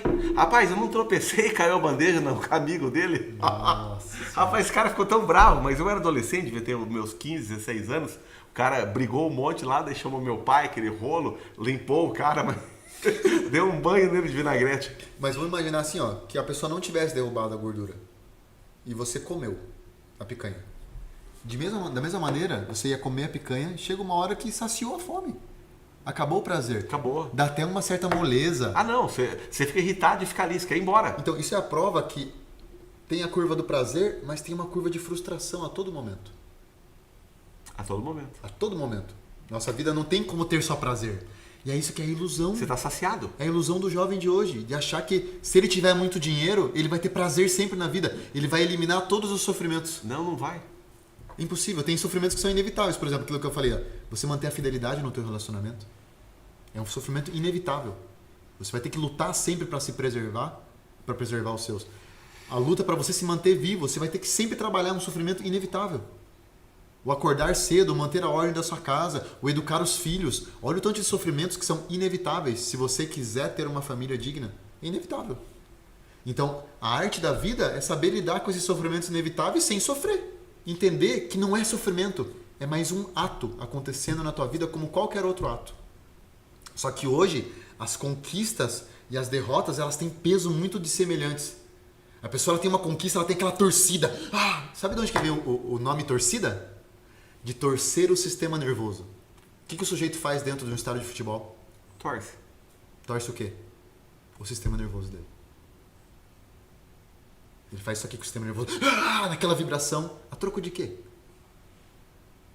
Uma fuga. Ele está extravasando. Eu nem vou entrar no mérito dos que levam as crianças para escutar palavrão lá, né? Você se esmera tanto para dar a melhor educação, para você levar teu filho para ver 1 milhão de pessoas gritando: juiz, você é um. Uhum. Olha só que puxado isso. Mas enfim. Então essa questão da torcida, torci o sistema nervoso. Quando eu tenho uma conquista, normalmente as pessoas vibram muito. E quando eu tenho uma derrota, as pessoas caem na depressão. Aí começa a bipolaridade. Ansiedade para ter as coisas. Conquistei. Não tinha nada aqui. Que frustração. Buf, depressão. Aí a pessoa começa a ficar nessa inconstância emocional. Eu nunca tinha parado para pensar dessa forma. Então, uma das formas da bipolaridade é isso? O que é a bipolaridade? Euforias seguidas de baixas emocionais. Então, em um momento, por exemplo, eu atendi uma senhora, tenho clientes bipolares. Bipolar tem que fazer reposição de lítio. Sim. que é um sal mineral que a maioria dos bipolares tem um defeito cerebral, é físico, orgânico. Tá? Precisa de terapia para poder aprender a lidar com o sofrimento. Quando está na baixa, não permitir que isso se torne uma depressão profunda e tire a vida. Quando está na alta, conseguir se controlar, não ficar tão eufórica. Mas, por exemplo, um bipolar na euforia, se ele está na euforia de noite, ele quer limpar a casa inteira de madrugada. Porque é o momento que ele está com energia. Então eu atendi uma senhora que ela tinha esses picos de euforia de madrugada, daí no outro dia ela ficava o dia inteiro na cama, ela não conseguia sair na cama porque estava sem energia. Entrou na fase depressiva, no vale, né? Mas isso a gente passa, às vezes, é que eu particularmente não gosto de diagnósticos. Não gosto de falar assim, você tem transtorno de ansiedade generalizada. Porque você está rotulando a pessoa para vender um remédio para ela. Então, esse comprimidinho aqui é para TAG, transtorno de ansiedade generalizada. Esse aqui é para fobia social. Esse aqui é para transtorno de depressão maior. Esse aqui é para compulsão alimentar. Esse aqui é para esquizofrenia. Claro, tem pessoas que vão ter que fazer o uso de medicamento porque tem uma falha orgânica. Que às vezes o cérebro não tem a capacidade de produzir, de estimular a produção de tantos neurotransmissores. Tem uma produção muito grande de cortisol, de noradrenalina, por algum motivo X. Mas não é o geral da população. É porque é um efeito paliativo, né? Dá muito dinheiro para a indústria vender remédio. Cada ano surge uma doença diferente para você vender um comprimido diferente para a pessoa. E quando a pessoa ela se identifica que ela tem a ansiedade, como que ela sabe que ela tem isso? E como que ela vai procurar ajuda?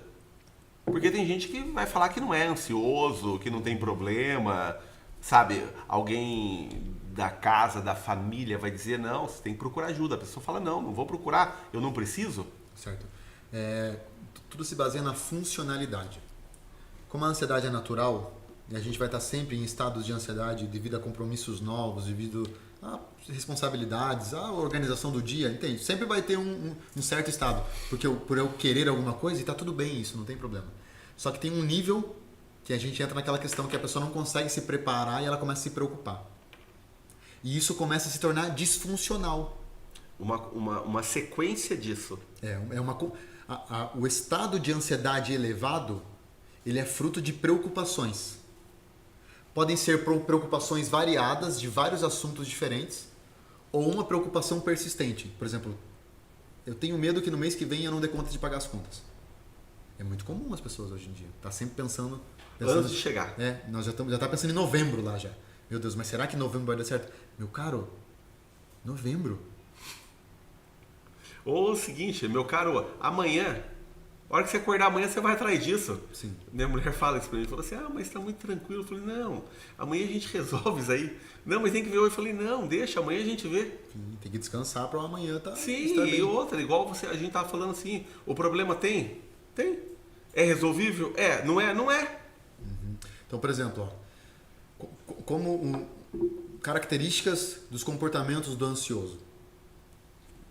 Vê perigo em tudo. Tudo é ameaça. Sabe? Começa a ficar em estado de alerta elevado, porque ele acha que tudo é ameaça. Muitos pensamentos negativos, pensamentos obsessivos, intrusivos, catastróficos, de que as coisas vão dar certo, vão dar errado, de que ele não vai dar conta. Viu? O pensamento negativo gera o que na pessoa? Ele gera... O que acontece? O pensamento negativo, ele faz parte do ciclo da ansiedade. É que assim, o termo pensamento negativo... Quando a pessoa está pensando muito negativamente, de forma constante, e daí ela acaba procurando ajuda, mas ela começou isso e ela não para de imaginar coisas ruins. Ela vai começar a sentir emoções desagradáveis. E vai gerar alguma coisa dentro do organismo dela? Sim. Aí o que acontece? A emoção e o pensamento, ele não tem polo. Quando que um pensamento é positivo, quando que um pensamento é negativo? Eu não sei. Quando que é? Não, ele não tem polo. Pensamento é pensamento. Ah, não tem. Não tem como eu medir. Concorda comigo? O pensamento é um estímulo elétrico no corpo. O pensamento, ele gera um estímulo elétrico e quando ele chega no coração, esse estímulo elétrico, ele vira um campo gravitacional. Por isso que diz que o coração é o centro das emoções. Porque as emoções, elas geram um campo gravitacional. Elas vibram em hertz no nosso corpo. Elas fazem com que a eletrosfera do átomo, a parte negativa, fique vibrando numa frequência X. Basicamente isso. Em volta do nosso corpo. Tipo um campo no de energia. No corpo e em volta. Porque todo mundo tem a sua aura, que eles falam, né? Que é o campo de energia da pessoa. Sim. Que tem a... E é uma coisa que... É natural. Tudo que é vivo tem. Até as pedras. Por isso que existe terapia com pedras. Com ágata, com ametista, com jade. São pedras semi-preciosas. Pedras naturais. Belíssimas, com energia. inclusive. Isso, que elas têm uma energia. Elas ajudam em várias coisas. Existe uma santa chamada Santa Hildegarda de Bingen. Foi uma doutora da igreja, médica, de 2 séculos atrás. Que ela tem um livro sobre as pedras naturais, tratamentos com pedras. É bem interessante. Só que o que acontece? Pensamento não tem polo. Emoção tem polo? Também não. Emoção ela não é nem boa nem ruim. Medo é bom? Você que quantifica a quantidade de carga que você vai colocar na emoção? Não. É que assim, ó, só para concluir esse pensamento. Ó. O medo, ele é bom ou é ruim? Eu acho que é bom, porque ele deixa você mais prudente. Então, mas o medo excessivo... Ah, não. Regular, né? Certo. Vou atravessar a rua. Tudo vai do Deixa eu significado... cuidar aqui, né? Tô com medo porque tá muito trânsito. Sim, tudo vai assim, ó, da ocasião e do significado que eu dou para essa emoção. Correto. Por exemplo, imagina que tem uma fogueira aqui. O medo me impede de se queimar. O medo me mantém vivo. Então, o medo existe para me manter vivo. Ele não é nem bom nem ruim. Mas porque você aprendeu que aquilo queima. Sim, porque às vezes você vai ter que se expor. Você tem que ter dentro de você esse conhecimento. Ou que alguém ensinou, porque a experiência não é a única via de aprendizado. Concorda comigo? Sim. Tem gente que nunca experimentou droga, mas sabe que droga é ruim. É. Então eu não preciso experimentar para saber. Eu sei que é Isso ruim e nunca experimentei. Então, essa é a frase do diabo, né? Experimente, vai que você gosta. Não, eu não preciso experimentar para saber que é ruim. Correto. Uma coisa meio... Tá, mas o que acontece? Por exemplo, tristeza é ruim? Sim. Deixa a pessoa cabisbaixa, deixa a pessoa num padrão desanimado. Aí que tá. Isso é a má tristeza. Amar a tristeza? Má tristeza. Ah, tá. Daí você deu polo pra ela. É, porque é uma tristeza que tá me deixando desanimado. Ânima. Alma. Animado. Eu tenho alma. Quando eu estou desanimado, alma é o princípio da vida. Plantas têm alma, só que é uma alma que não é imortal. Ela tem uma alma sensitiva, ela tem instinto, ela se reproduz, ela cresce, ela se nutre, ela tem vida. Então, planta tem ânima. Ânima é do latim alma. Uhum. Então, a pessoa desanimada, ela está sem alma. Ela está, tanto fez, tanto faz, está largada. Essa é a má tristeza, é o efeito da má tristeza na nossa vida. Mas tem uma boa tristeza. A tristeza do arrependimento das tuas faltas. Quando você erra, você fala O assim... arrependimento das suas faltas, quando você não faz a reflexão? Não, tem uma tristeza boa. Quando você reflete e fala assim, nossa, eu errei. Cara, não vou mais fazer isso. E pede um perdão. Isso é fruto de uma boa tristeza. Eu fiquei mal. Mas aquilo me fez um exame de consciência. Eu analisei as minhas atitudes. Poxa, não deveria ter feito isso aqui. Essa tristeza te fez bem. Isso é nobreza, né? Você... É uma atitude muito nobre. É eu reconhecer a tua falta. Sim. E é uma coisa que não existe muito no mundo de hoje em dia. Por quê? Porque cada um tem sua verdade. Tudo pode. Você tem a sua verdade, eu tenho a minha verdade, então ninguém está errado. Todo mundo pode fazer tudo. Desde que você justifique para tua mente que você pode, você vai avançando e pronto. E daí o que acontece? É como se eu fosse o centro do universo, né? O mundo tem que girar. Não, mas o Guilherme acha que é assim, vai ser assim. Não. Então, a emoção, a alegria, ela é boa ou é ruim? Alegria é boa. Será? Para quem? Quando a pessoa bebe demais, quando a pessoa trai a esposa, ela sente uma alegria. Ela sente a fruição de um prazer. É que é diferente, né? Não, mas é porque a gente tem que olhar pro conceito do nome. A Entendi. alegria é quando eu tenho a posse efetiva de um bem. E eu estou desfrutando daquilo. Interessante isso, né? Eu nunca tinha parado sobre esse prisma. Porque hoje, o mundo de hoje perverteu os conceitos. O jovem começa a namorar. Ah, eu estou amando. Você nem conhece a pessoa direito, como que você está amando? Você está sentindo um prazer por estar próximo, que é um prazer carnal. Sabe o que é o amor? É o que Cristo fez na cruz. Amar é sofrer. Amar é doar-se. Amar é servir. Puxado isso, né? Forte, muito forte. O que o mundo prega hoje? Ai, não, eu tô apaixonado. Ah, daí você tá certo, porque paixão vem de pássio. Pássio é sofrimento. Paixão de Cristo. Sofrimento de Cristo. O apaixonar-se é sofrer desmedidamente pelo outro. Então todos esses conceitos, as emoções, elas passaram por isso também. O ódio, ele é bom? Acho que não. Ele pode ser bom, tudo pode ser bom ou ruim. Depende, por exemplo, assim, ó, quando alguém pisa no meu pé e eu tenho esse ódio, essa ira e vou pra cima, ele foi um ódio ruim. Porque eu me coloquei no centro, eu fui egoísta. Ele só pisou no meu pé. Você nunca pisou no pé de ninguém? Eu esqueço do mundo e penso só em mim mesmo. Mas, por exemplo, quando eu vejo um estuprador atentando contra uma criança e aquilo me gera um ódio, uma indignação, aquilo é bom. Eu estou reforçando princípios dentro da minha alma. Entendeu? Então, a emoção ela não tem polo. Por que a gente está entrando nessa questão? Porque depende do significado que eu dou para essa emoção e o que eu faço com ela. Isso que é controle emocional, inteligência emocional. A emoção veio, eu tenho que entender o porquê eu estou sentindo isso e eu tenho que canalizar isso em uma ação. Eu tenho que resolver. Só que normalmente a gente age no ápice emocional sem ter entendido e age de forma impulsiva. Me dê um exemplo prático disso.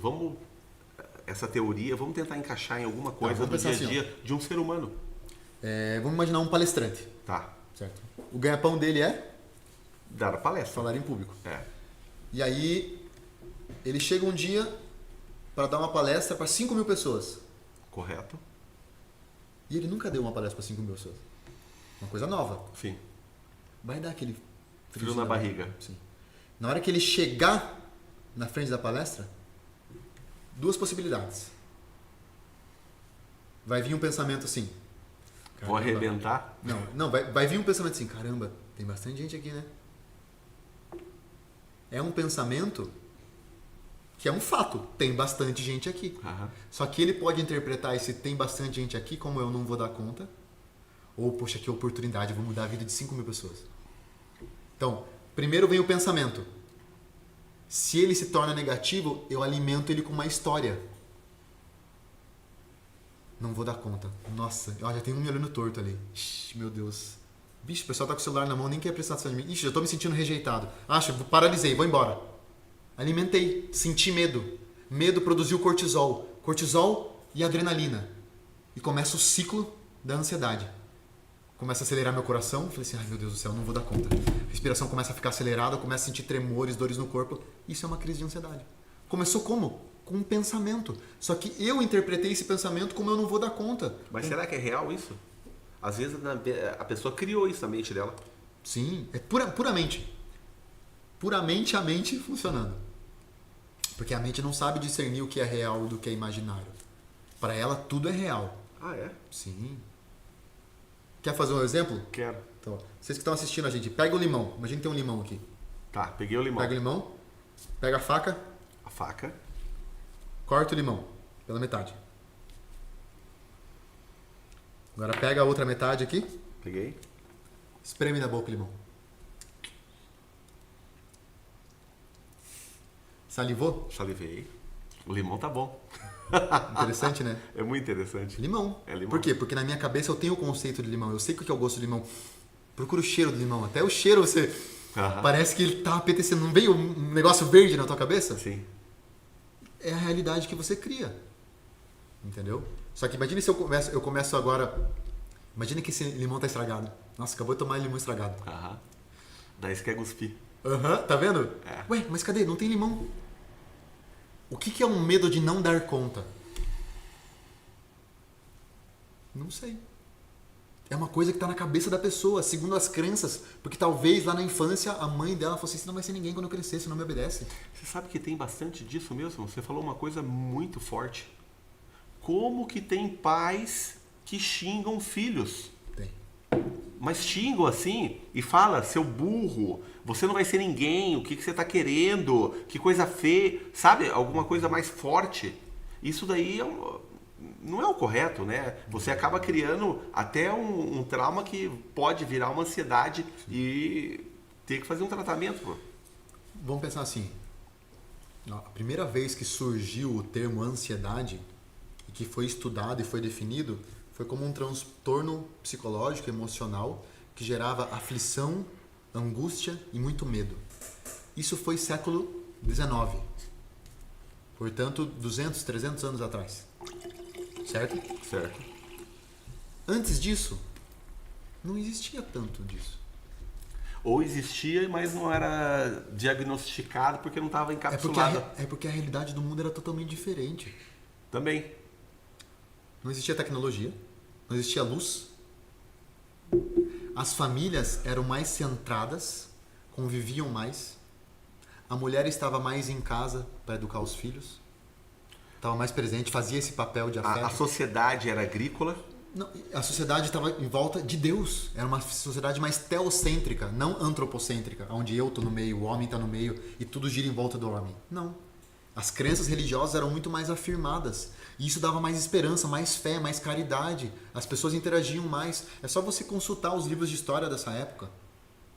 Como o seio familiar era totalmente diferente. Era uma veneração. O nobre e a plebe. Isso que Marx diz da luta de classes é uma mentira. Por que tinha gente que era nobre e tinha gente que era plebeu? O nobre era aquele que ia lutar nas batalhas. Por exemplo, tinha o imperador, tinha o rei, daí tinha os viscondes, os condes, os duques. Era os que tinha funcionário. O que eram esses títulos? De guerra? Sim. Porque ele, assim, ó, o reinado está aqui. Aí o imperador era dono de tudo isso. Aí tinha vários reinados dentro do mesmo império. Aqui, quando começava outro império, aqui ele colocava, sei lá, um visconde. E criava um castelo. Isto. E o que esse visconde ia fazer? Defender a fronteira. Defender a terra. E quem que eram os nobres? Eram os que iam lutar, que iam pegar em armas. Então eles recebiam uma condecoração porque eles que davam o sangue para manter o reinado. E o que a plebe fazia? Admirava, agradecia.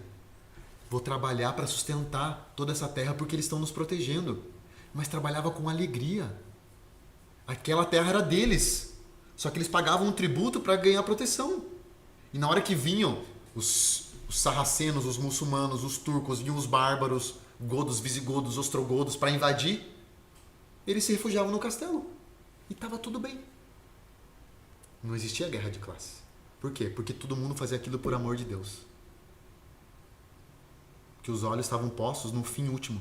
Isso faz parte da história, né, do mundo, né? Uhum. Então é uma das cruzadas, né? Fala sobre isso. As cruzadas. Foram várias, né? Foram. Uhum. Mas as cruzadas foram para defender a Terra Santa. Alguns exércitos da Europa, exércitos de reis católicos, foram para Jerusalém para defender as relíquias, o Santo Sepulcro. Depois Helena, imperadora Santa Helena, trouxe isso para Constantinopla, a mãe de Constantino. Só que o que acontece? É porque os muçulmanos daquela época queriam destruir tudo e fazer os católicos que estavam lá como escravos. Então as cruzadas nunca foram para fazer uma guerra, foram para defender a Terra Santa. Interessante, né? Muito Sabe interessante. Quantas invasões muçulmanas tiveram nos terrenos católicos? Não. Mais de 1.200. Tudo isso? E aonde que está isso na história? É que o católico que é o mal, né? Que a igreja tem muito poder, a igreja tem muita riqueza. A igreja... Cara, ela mais tem... de 1.000. Sim, mais Forte. de 1.200. Até hoje tem perseguição na Nigéria, na África, na Índia. Se você olhar nos jornais internacionais, todo dia tem um cristão sendo morto. Mas não se fala disso, né? Fala do problema são as cruzadas. 8, 9 cruzadas. Em comparação com 1.200. Invasões. Uhum. A Igreja Católica ela cuida de mais 150 instituições no mundo, entre orfanatos, asilos, hospitais, maternidades, colégios. Tudo cuidado pelas freiras. Isso é sofrer, isso é amar. É doar, né? Sim, doação. Máxima. A gente tinha falado de alguns erros e você falou assim de 4 grandes erros e mais comum que existe para acabar com a crise de ansiedade, né? Como que funciona essa questão desses erros? Tá, perfeito. Isso é bem polêmico. Isso é uma coisa que eu sempre compartilho com o pessoal da mentoria. Então, esses erros, eles têm aparência de um acerto. Mas por que são erros? Porque não eliminam as crises de ansiedade. Não eliminam. Então, primeiro erro, controlar a respiração. Segundo erro. Mas a respiração não acalma a pessoa? acalma, mas não resolve a crise. Porque o problema não é a respiração. A respiração acelerada é um sintomas. Segundo erro, exercício físico e alimentação. Não elimina as crises. Ai, Guilherme, mas me desestressa, eu fico relaxado. Mas acaba com as crises. Nós estamos falando de crise de ansiedade. Se faz bem para a saúde é outra coisa. Se quer emagrecer, treine. Mas quer acabar com crise de ansiedade? É um bom suporte? Depende. Tem gente que não gosta. É obrigado a fazer? Depende. Para crise de ansiedade não vai eliminar. Outro erro. Remédios. É aquele dado que a gente trouxe, né? 36% de aumento de venda de medicamentos agora nos últimos anos. E o país mais ansioso do mundo. Cada vez mais ansioso. É muito forte, hein? Que informação, eu não tinha esse dado. E os fitoterápicos também. Ah, mas o remédio é natural, Guilherme. Tá, mas você vai ficar dependente a vida inteira para sempre estar entrando num estado de relaxamento, só que você não resolve o gatilho, a causa, que são os traumas, os pensamentos negativos. Então, esses 4 erros, controlar a respiração, fazer exercício físico e cuidar da alimentação, os remédios, os fármacos industrializados e os fitoterápicos, chás, óleos essenciais, eles não resolvem a crise de ansiedade. Eles são efeitos paliativos. Pode continuar, porque eu fico vendo aí uma moda agora do óleo, sabe? Uhum. Não, e é bastante mesmo. Sim. Até na minha família eu tenho... A minha irmã, ela acaba tendo, a gente conversa, ela passa o óleo, não sei o que, vai fazer tal coisa. E para cada tipo de cheirinho lá tem uma função o óleo. Uhum. Eu não entendo, mas ela estava me explicando. É muito bom. Então o que acontece? Daí, agora você tem que fazer uma diferenciação. Crise de ansiedade e ansiedade. A ansiedade é um estado natural. E eu vou acumulando preocupações e a minha ansiedade vai ficando mais elevada. A ansiedade é um estado mental, afetivo. Quando eu fico com muita preocupação, lembra do pensamento negativo? Lembra. Das preocupações? Por causa de que qual que é a razão disso? Muitos traumas e muita preocupação com o futuro, certo? Alimentado por histórias, por eu achar que isso vai acontecer mesmo, que isso é realidade, tipo limão na minha mente. Então, pensamentos negativos alimentados por histórias geram muito cortisol e muita adrenalina. Quando eu gero muito cortisol e muita adrenalina, eu vou ter os sintomas físicos, crise de ansiedade. A crise de ansiedade é quando os sintomas físicos aparecem. Nesse caso, esses erros, a respiração, o controlar a respiração, o fazer exercício físico, cuidar da alimentação, os remédios, fármacos e os fitoterápicos não eliminam as crises, porque eles não mudam o padrão de pensamento negativo. Eles não eliminam os traumas, eles não reprocessam os traumas. Mas, para uma pessoa que, por exemplo, vai ter um compromisso novo, está com ansiedade, amanhã tem por exemplo, amanhã tem uma live para fazer e está com dificuldade de dormir, o óleo de lavanda vai fazer bem? Vai. Boa. Entendeu? O exercício físico faz bem para a saúde? Faz. Produz serotonina, dopamina, endorfinas? Produz. Se alimentar bem ajuda a desinflamar o corpo? Sim. Mas o que nós estamos falando aqui? Crise de ansiedade. Que são os episódios quando você tem os sintomas físicos. E onde que entra o estresse nesse meio? O estresse ele é uma reação adaptativa. Tudo que tem de estímulos que vem para nós, no nosso corpo, vai causar estresse. Então o estresse é uma adaptação corporal. É um estímulo de adaptação corporal. Tudo é estresse. Certo? Só que o estresse crônico é quando eu não consigo lidar com essa carga de estímulos que estão fazendo uma mudança fisiológica ou mental. Por exemplo, a pessoa vai para o trabalho. Quando a pessoa fala para mim assim, nossa, meu trabalho é muito estressante, quer dizer que a demanda que está vindo de trabalho está sobrecarregando ela. De maneira que ou ela se preocupa e acha que ela não vai dar conta, daí pode ser uma falta de organização, falta de prioridade. Ou ela não gosta mais também, né? Ou no trabalho ela se sente rejeitada, abandonada por alguém.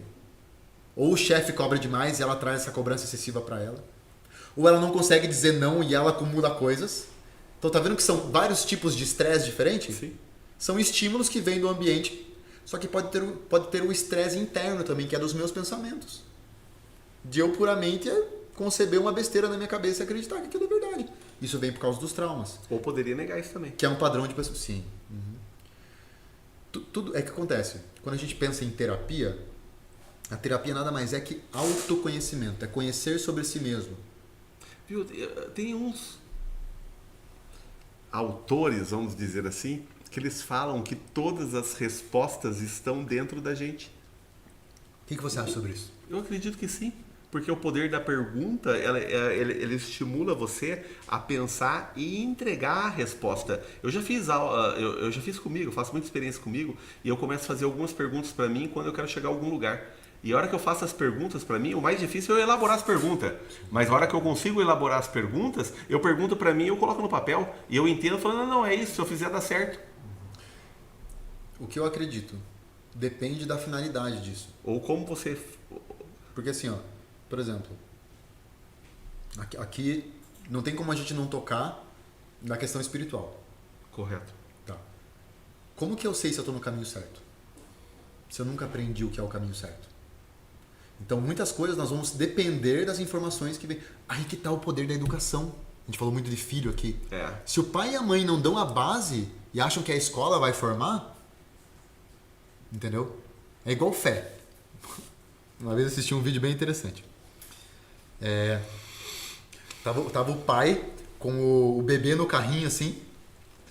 E aí falando assim, meu filho, fala pra mim, o que você quer comer? Se você não falar pra mim, eu não vou conseguir te alimentar. Fala pra mim, você não vai escolher? E eu achei interessante, chamou a atenção. Qual que era o princípio? Que muitas vezes o pai e a mãe falam assim, não, mas eu não vou ensinar nenhuma religião, não vou colocar meu filho na catequese, na igreja, porque quando ele crescer, ele escolhe. Não dá, né? Imagina a influência que ele vai ter fora disso. Você acha que depois ele, não, agora vou virar piedoso, vou começar a rezar o terço, vou lá pra missa? Não, óbvio que não. Porque se o pai e a mãe não faziam isso, não era exemplo, e a gente age muito por mimetismo, então vai crescer uma criança insegura, longe da fé, desesperançosa. Onde que entra o poder da oração nisso? Porque a oração nos traz confiança, certeza da vitória. Poxa, tem um Deus que é pai, uma senhora, Nossa Senhora que é mãe, mãe de Deus, rainha do universo, medianeira, que eu peço as coisas e ela me traz, ela me dá. Não no meu tempo, no tempo de Deus. No tempo de Deus. Porque muitas vezes quando tem uma demora naquilo que a gente está pedindo, as pessoas desistem. Mas Deus está testando se você é digno daquilo. É a consistência, né? Cadê a tua paciência? E às vezes ele não dá aquilo que a gente quer, mas ele dá uma coisa muito melhor. Isso é um princípio teológico. Fecha a porta, né? Ele abre outras. Ele é um princípio teológico, sabe? Deus, quando demora para atender teu pedido, saiba, se Deus demora para atender teu pedido, é porque ele vai dar uma coisa muito melhor. Muito melhor. Isso é prova viva, sabe? Forte isso, hein? Porque é a verdade, né? Só que quem consegue isso? Quem constata isso? É quem espera de forma orante, confiante. E acredita. E não é uma espera parada. Não. É uma espera em ação. A gente falou sobre isso, sobre o como agora há pouco, lembra? Uhum. É interessante, né? O que é o como na vida da pessoa? Você dá o primeiro passo para onde você quer ir e o como vai acontecer no caminho. Porque você estava dizendo o que, pelo que você começa e o como você encontra. Sim. Isso calha muito com essa questão, com a visão do propósito, da missão, porque eu tenho que encontrar meu propósito. O propósito do ser humano é o mesmo, é ir para o céu. Nós estamos aqui para sermos santos, para contemplar Deus face a face. Isso é igual para todo mundo.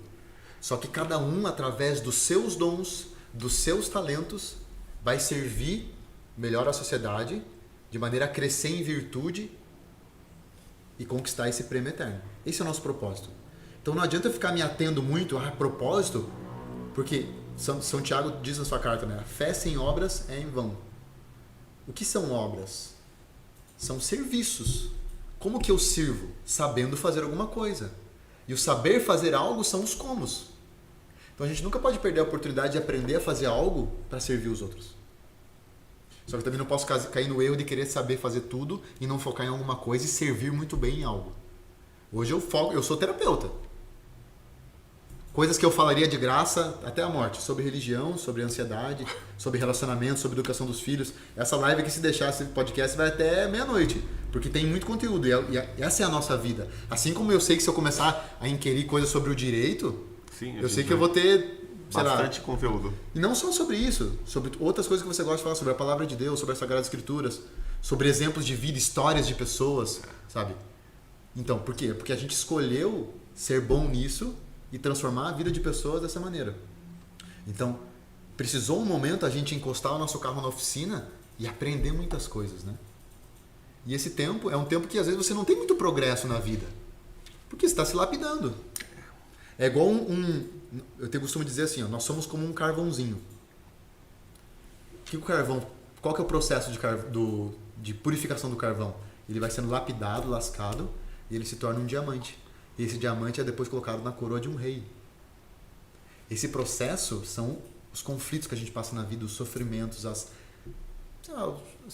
percalços, tudo, as turbulências. Tudo. Vai purificando a gente. Se lapidando enquanto pessoa. Santa Teresinha do Menino Jesus, inclusive a gente está na época da novena dela, o dia dela é dia 1º de outubro. Ela dizia uma coisa muito bonita. As irmãs do convento, ela era carmelita, né? Ela morreu com 24 anos, uma história de vida assim impressionante. E uma mulher, uma criança sempre muito pura, muito inocente, sabe? Tinha visões, sonhos maravilhosos. E aí as irmãs do convento chegavam assim, irmã Teresa, né? Eu tô com tal dificuldade, com tal perplexidade. Ela olhava no fundo dos olhos e dizia assim, aproveite esse sofrimento para purificar a tua alma.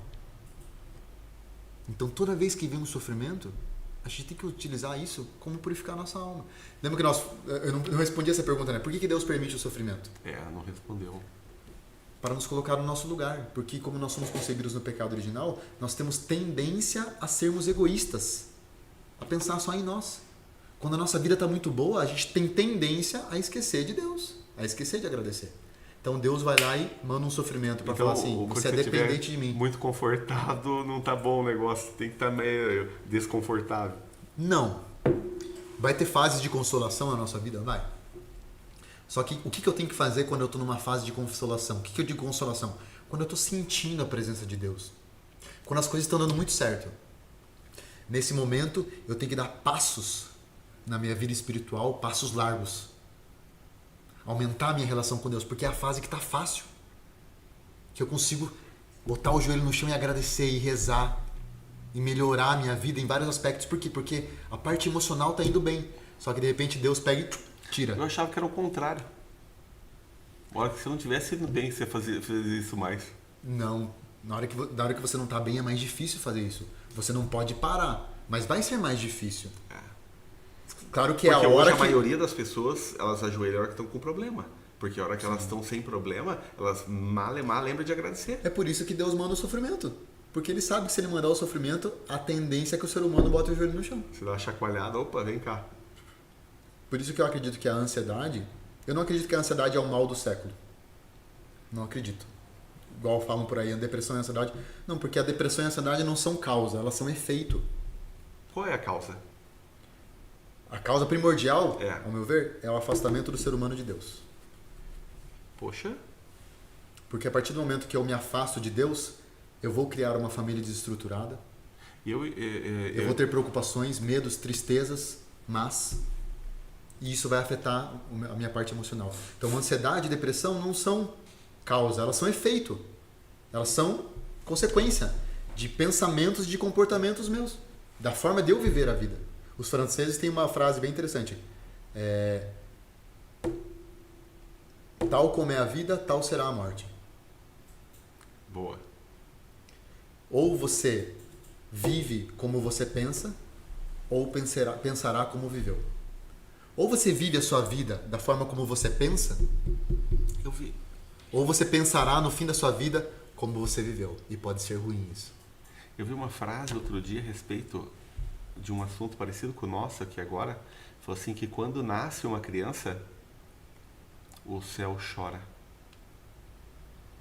E quando morre uma pessoa aqui, o céu bate palma, aplaude, sorri. O céu se abre, né? Você está voltando, né? Uhum. Você está entrando, né? Você está adentrando. Você saiu de lá, veio para cá e você está voltando. É muito forte, né? Principalmente para quem perde pessoas. Né? Onde que é o lugar dos mortos? No céu, no reino de Deus.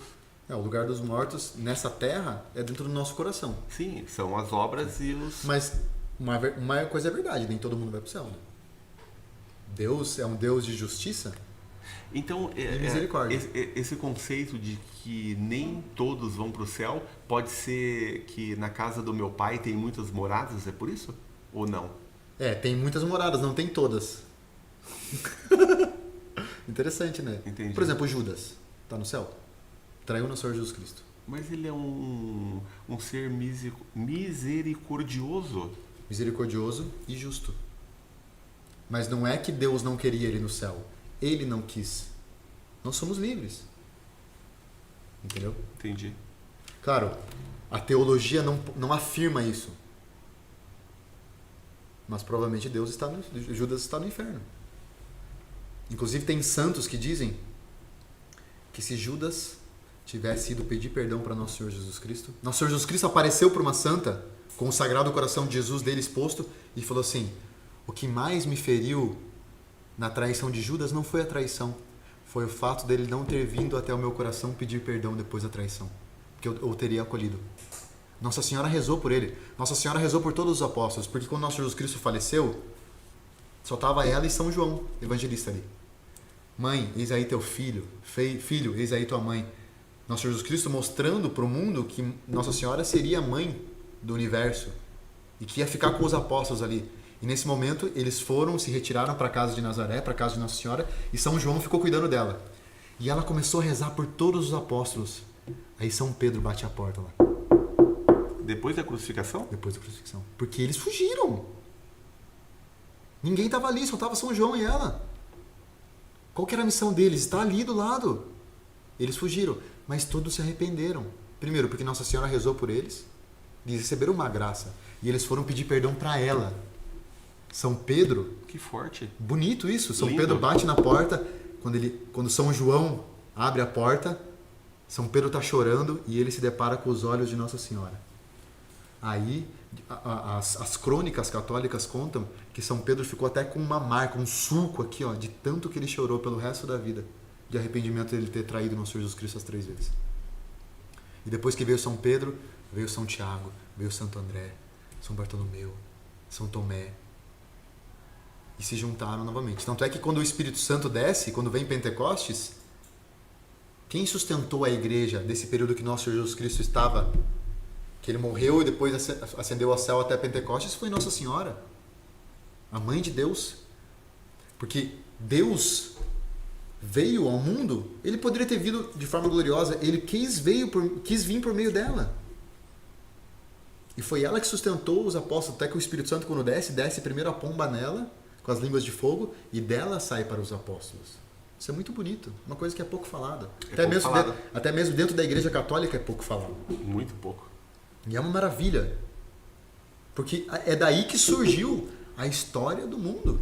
E daí quando você trata da questão dos católicos, que tem problema de ansiedade, você falou que você trabalha essa questão espiritual. Sim. Através da oração. Sim.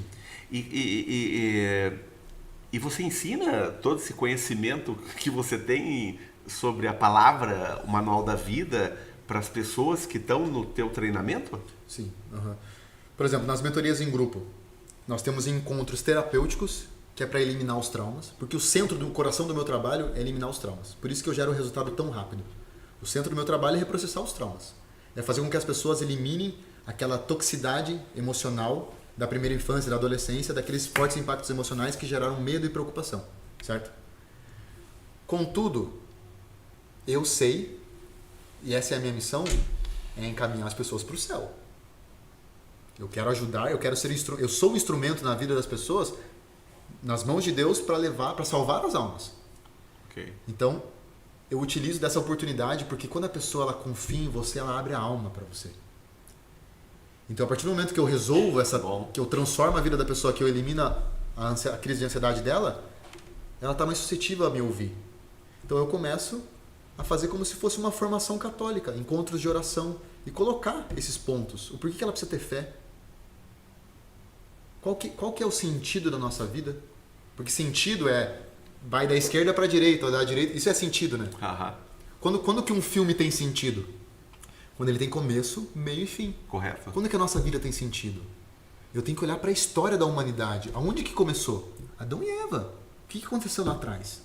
Por que nosso Senhor Jesus Cristo veio à Terra? Por que ele sofreu? Depois, esses 2000 anos de história depois da morte dele, como tem sido essa mudança de comportamentos, de pensamentos, de ambientes que influenciam a nossa alma, que fazem com que o homem se afaste cada vez mais de Deus? Isso aí a gente ensina. A gente tem que tocar nesse ponto, porque isso vai fortalecer a fé da pessoa e vai fazer com que ela tenha mais confiança, mais ânimo, mais esperança. Porque, tá, Ricardo, resolvi teus problemas de crise e ansiedade. Mas a vida continua. Você ainda vai continuar a ter momentos de preguiça, de vaidade. Os vícios estão ali na tua alma, te perturbando. Sim, mas se eu estou fazendo o teu curso lá, como que eu faço para vencer isso e dar continuidade para não ter mais? Entendendo o teu perfil de ansiedade e aplicando as estratégias que a gente ensina para você lidar com a tua mente. Tá, então eu entrei no teu curso, eu vi você no Instagram, eu gostei dos seus vídeos, eu identifiquei que eu tenho esse problema e daí eu te procuro e entro na mentoria. Daí Isso. eu tenho que fazer uma mentoria individual para te explicar o meu problema? Ou você vai fazer uma anamnese sobre a situação? Como que funciona? Então, tudo começa com o seguinte. A pessoa, ela entendeu, tô precisando de ajuda. Viu um vídeo meu lá, viu um Reels, caiu no perfil do Guilherme. Tá. Sou católico, ou até mesmo não sou católico, eu atendo todo mundo, mas eu tenho um posicionamento para católicos, porque é uma questão de autoridade na internet. Ela vai chegar até mim, ela vai pedir minha ajuda. Primeira coisa, eu vou mandar um formulário para conhecer essa pessoa. Para saber se eu sou o profissional especializado para atendê-la. Tá, com esse formulário você Com já esse formulário sabe eu entendo as dores, eu tendo... Tá, interessante, essa pessoa aqui, ela tem o perfil para ser mentorada por mim. Porque eu escolho quem vai ser mentorado por mim. É uma mentoria que gera muito valor, gera muito resultado, muito rápido. Eu vejo se o perfil dela se encaixa para uma mentoria individual ou uma mentoria em grupo. E com base nisso a gente começa o processo. Eu já entendi a história dela e a gente vai reprocessar os traumas e vai começar a trabalhar a fé dela. Basicamente isso. a fé da pessoa? Sim, a fé dela. Porque a fé... Então, a pessoa tem que estar abalada muito forte para a fé estar em xeque? Não, é porque a fé é um músculo. Ela tem que ser treinada? Ela tem que ser fortalecida todos os dias. Todos os dias. Assim como um quadríceps, um glúteo, um bíceps, um peitoral, se você não mexe, se você é sedentário, você atrofia, a tua fé é um músculo. A tua alma, ela tem... Imagine que a sua alma é um corpo. A tua fé, a tua esperança, a tua caridade, a tua humildade, a tua honestidade são músculos da tua alma. Se eu não fortaleço isso, eu vou definhando. Aí entra o desânimo, tristeza, não aguento. Não olha, dá, né? Ó vida, ó dia, ó azar. Não dá, eu não aguento, eu não consigo. Para nós que temos fé, são palavras sem sentido. Não dá, eu não aguento, eu não consigo. Para nós que temos fé, são palavras sem sentido. Poxa. Para quem tem fé, a certeza da vitória, porque isso que deve nos reger. Por que o povo é tão desanimado hoje em dia? Porque esqueceu que Deus prometeu que ele triunfaria. A vida eterna? Sim, porque esqueceu que Nossa Senhora em Fátima, em 1917, em Portugal, apareceu para 3 pastorinhos e falou, mostrou o inferno para eles. E no final, na última aparição dela, ela falou assim: por fim, o meu imaculado coração triunfará. Então nós temos essa promessa da certeza da vitória. Isso nada abala essa fé. Vão vir perplexidades? Vão. Problemas vão continuar. Por isso que eu tenho que estar fortalecendo a minha fé.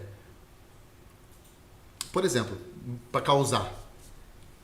Ontem, no atendimento da mentoria em grupo, eu perguntei para a moça assim: qual que é o teu maior medo? Ela falou assim: não conseguir engravidar. Eu falei: o que vai acontecer se você não conseguir? Ela: não sei, vou sentir um vazio. Eu falei: tá, e daí? Vai acabar a vida? Ai, não sei. Eu falei assim: ó, eu tô aqui para te treinar, tô te preparando. Então comece a pensar como seria se você não pudesse ter filho. O que vai que acontece isso? Então existe uma coisa bem interessante. Nós não devemos ser pessimistas. Mas nós devemos ser pessimólogos. Nós devemos sempre vislumbrar qual que é o pior cenário. Porque caso um dia isso aconteça comigo, eu não sou pego pelo susto, eu não me desespero. Você sabe navegar. Sabe navegar. Por exemplo, vamos imaginar, para causar, que a gente está aqui e a gente descobre que tanto a minha esposa quanto a sua sofreram um acidente e morreram. Cara, que não tem mais esposa, acabou. Como que a gente reagiria com isso? Eu já tive num velório já de uma pessoa muito próxima que eu olhei lá e eu comecei a pensar as pessoas que eu mais amo se estivesse ali. Como que eu reagiria? Porque eu ensino fé. Eu falo para as pessoas que elas têm que ter confiança. E se eu estivesse passando por isso aqui, como que eu reagiria? Difícil, hein? Difícil, né? Mas a gente tem que estar preparado para isso, Ricardo. Muito difícil. Porque de uma hora para outra isso pode acontecer. É duro isso, né? Mas essa é a realidade. Que as pessoas não querem ver. Elas só querem olhar para a alegria, para o prazer da vida. Mas a nossa vida não é para amadores, né? Não é. Interessante, mas quando Você já nasce já pré-determinado a ir embora, né? Sim. Na verdade a gente não vive, a gente vai morrendo a cada dia. E por isso que esse conceito de morte, de céu, de inferno, de juízo, molda a nossa alma. Porque o problema não é o morrer. Morrer é uma coisa que é natural. Será que eu estou preparado? E se Deus nos chamasse hoje para comparecer diante dele? É a parábola dos talentos, né? Para um Deus deu 5, outro 3, outro 2, outro 1. O que deu 5, rendeu 5. O outro 3, rendeu 3. O que deu 1, como eu sabia que o Senhor era mau e cruel, eu escondi. Poxa, você sabia que eu era mau e cruel, por que escondeu? E nós recebemos talentos, dons naturais, de fazer frutificar isso na vida das pessoas. E nós vamos ser cobrados por isso. Vamos. Por isso que, quer ver, a prova que o inferno existe. O Monsenhor João, que é o fundador dos Arautos do Evangelho, quando ele tinha 16 anos na faculdade, na escola, ele já tinha o sonho de criar um grupo de jovens para defender a causa católica. E ele estava em busca de alguém que fosse uma pessoa desinteressada. E aí, num dia, na aula de história, o professor dele falou assim: alguém não acredita que o inferno existe? Daí alguns levantaram a mão. Ele falou assim: então vocês que não acreditam, acabou a aula, me encontrem no pátio que eu vou explicar. Vou provar. Dele, poxa, gostei disso, vou lá junto. Aí chegou lá, daí o homem começou a explicar assim: se você me desse um tapa na cara hoje, você receberia uma punição? Sim, professor. Se você desse um tapa na cara do diretor, você receberia uma punição? Sim. A punição seria maior? Sim. Se você desse um tapa no presidente, seria punido? Receberia maior? Sim. Se você desse um tapa em um ser que é infinito, em um ser que é eterno, qual seria a sua punição? Eterno? Eterno. Que Deus é? Eterno. O que é o pecado? Um tapa na cara de Deus. É a prova que o inferno existe. Caraca. É lógico, não é? Raciocínio lógico. Por quê? Porque... E como que eu sei se é pecado? Nossa consciência acusa. Por que quando uma criança mete o dedo na tomada, mete o dedo no bolo e ela fica vermelha? Viu? Só os pecados capitais que dizem já bastaria para ser pecado. Chegar a Deus assim é... É que acontece assim, para que seja um pecado mortal, para que a tua alma esteja em inimizade com Deus, você tem que ter conhecimento que aquilo é pecado. Você tem que saber que isso aqui é pecado. Você tem que ter pleno consentimento, eu quis fazer, e tem que ser uma matéria grave. O que é uma matéria grave? São questões que tangem os 10 mandamentos da lei de Deus. Quantas leis nós temos hoje no direito? Sabe dizer? No Brasil, a Constituição? Não. Sei lá, 3 mil, 5 mil, 10 mil? Que seja. Não sei te dizer. Não seria necessário isso se o homem cumprisse os 10 mandamentos. Não seria. É claro que sim. São Tomás de Aquino explica isso na Suma Teológica. Precisaríamos ter outras leis civis de ordem? Sim. É o que tem hoje, né? São várias legislações de ordem para regular a sociedade civil. Mas se o homem vivesse sempre com amor a Deus e ao próximo, algumas coisas são desnecessárias, né? É uma lei para tampar o gap de outra, para dar uma oportunidade para outra. Por exemplo, Santo Agostinho, um santo que a gente chama que faz parte dos padres da igreja. Os 5 primeiros séculos antes da Idade Média, após a morte de nosso Jesus Cristo, os 400, 500 primeiros anos. Santo Agostinho, Santo Ambrósio, Santo Atanásio, São Gregório de Nissa, foram os primeiros padres que a gente chama da patrística. Foram os primeiros padres teólogos que dissertaram sobre a Bíblia, sobre o Evangelho, sobre as cartas de São Paulo e foram explicitando o que estava escrito ali, iluminados pelo Espírito Santo. Santo Agostinho escreveu um livro chamado A Cidade de Deus. E ele fala assim... Acho que eu não lembro desse livro. Ele fala assim, Civitas Dei, em latim. Imagine você, numa cidade onde você não precisa se preocupar com segurança. Você pode deixar teu carro na rua aberto que ninguém vai roubar. A tua criança vai para a escola e não fala palavrão. Você não precisa ficar com medo das pessoas cobiçarem a tua mulher. Imagine uma cidade. É possível? Ele pergunta isso no livro. É possível? Sim. Basta os homens cumprirem os 10 mandamentos. Só que é impossível eu viver os 10 mandamentos de forma estável se eu não estiver na graça de Deus. Se eu não rezar, se eu não buscar fazer pequenas mortificações, pequenos sacrifícios na minha vida, se eu não tiver vida de sacramento. Qualquer pequeno sacrifício, você chega também. Qual é o melhor sacrifício? Tirar uma coisa que você gosta? Não. Isso é fácil. É fácil? É.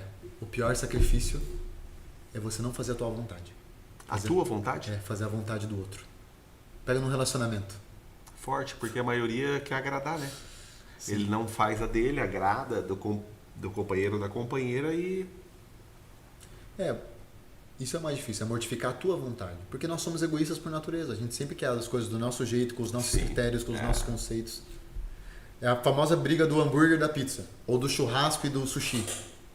Um quer churrasco, outro quer sushi. Quem que vai abrir mão? Você sabe que você me despertou uma coisa e eu nunca tinha parado para analisar dessa ordem.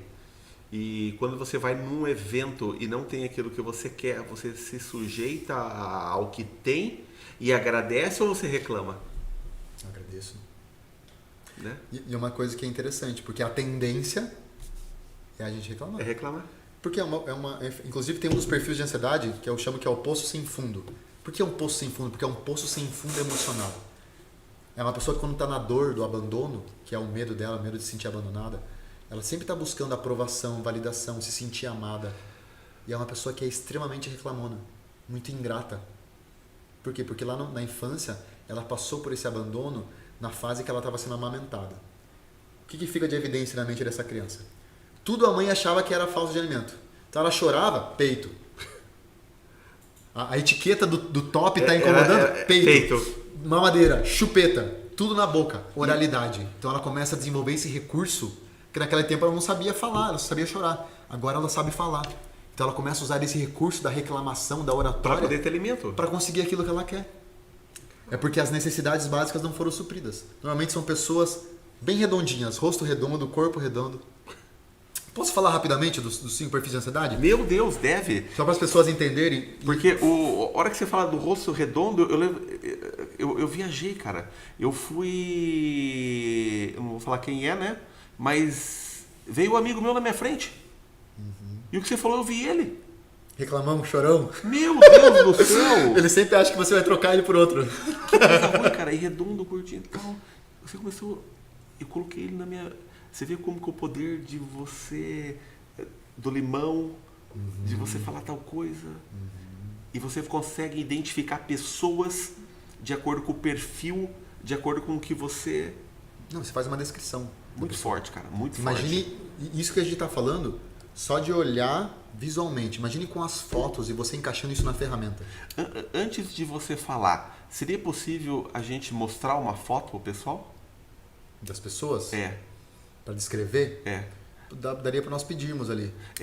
Tem alguma ordem, alguma coisa? Ou você prefere falar aqui primeiro? Qual que você acha que é mais fácil? Da verdade, assim, daria para... Eu consigo colocar aqui para você ver qual é e a gente colocaria a foto para você ver e você via e falava na câmera.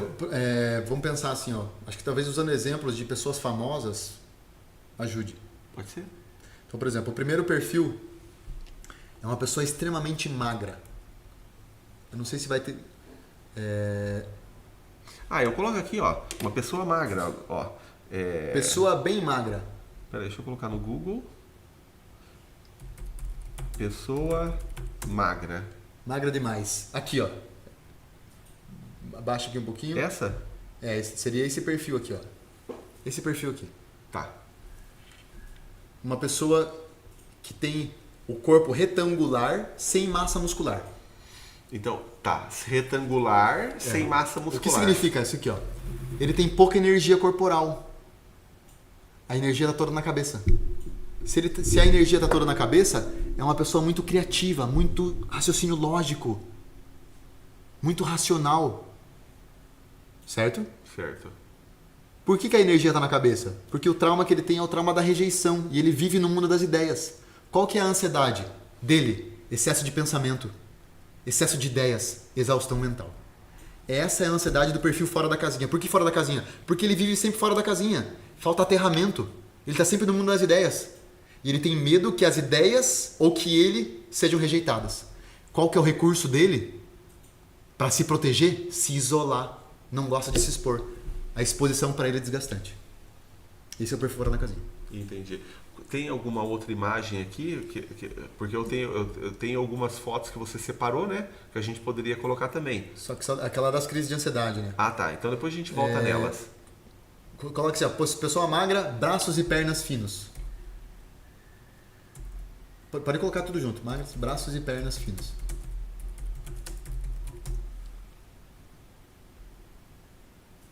Imagens aqui, ó. Primeiro, aí.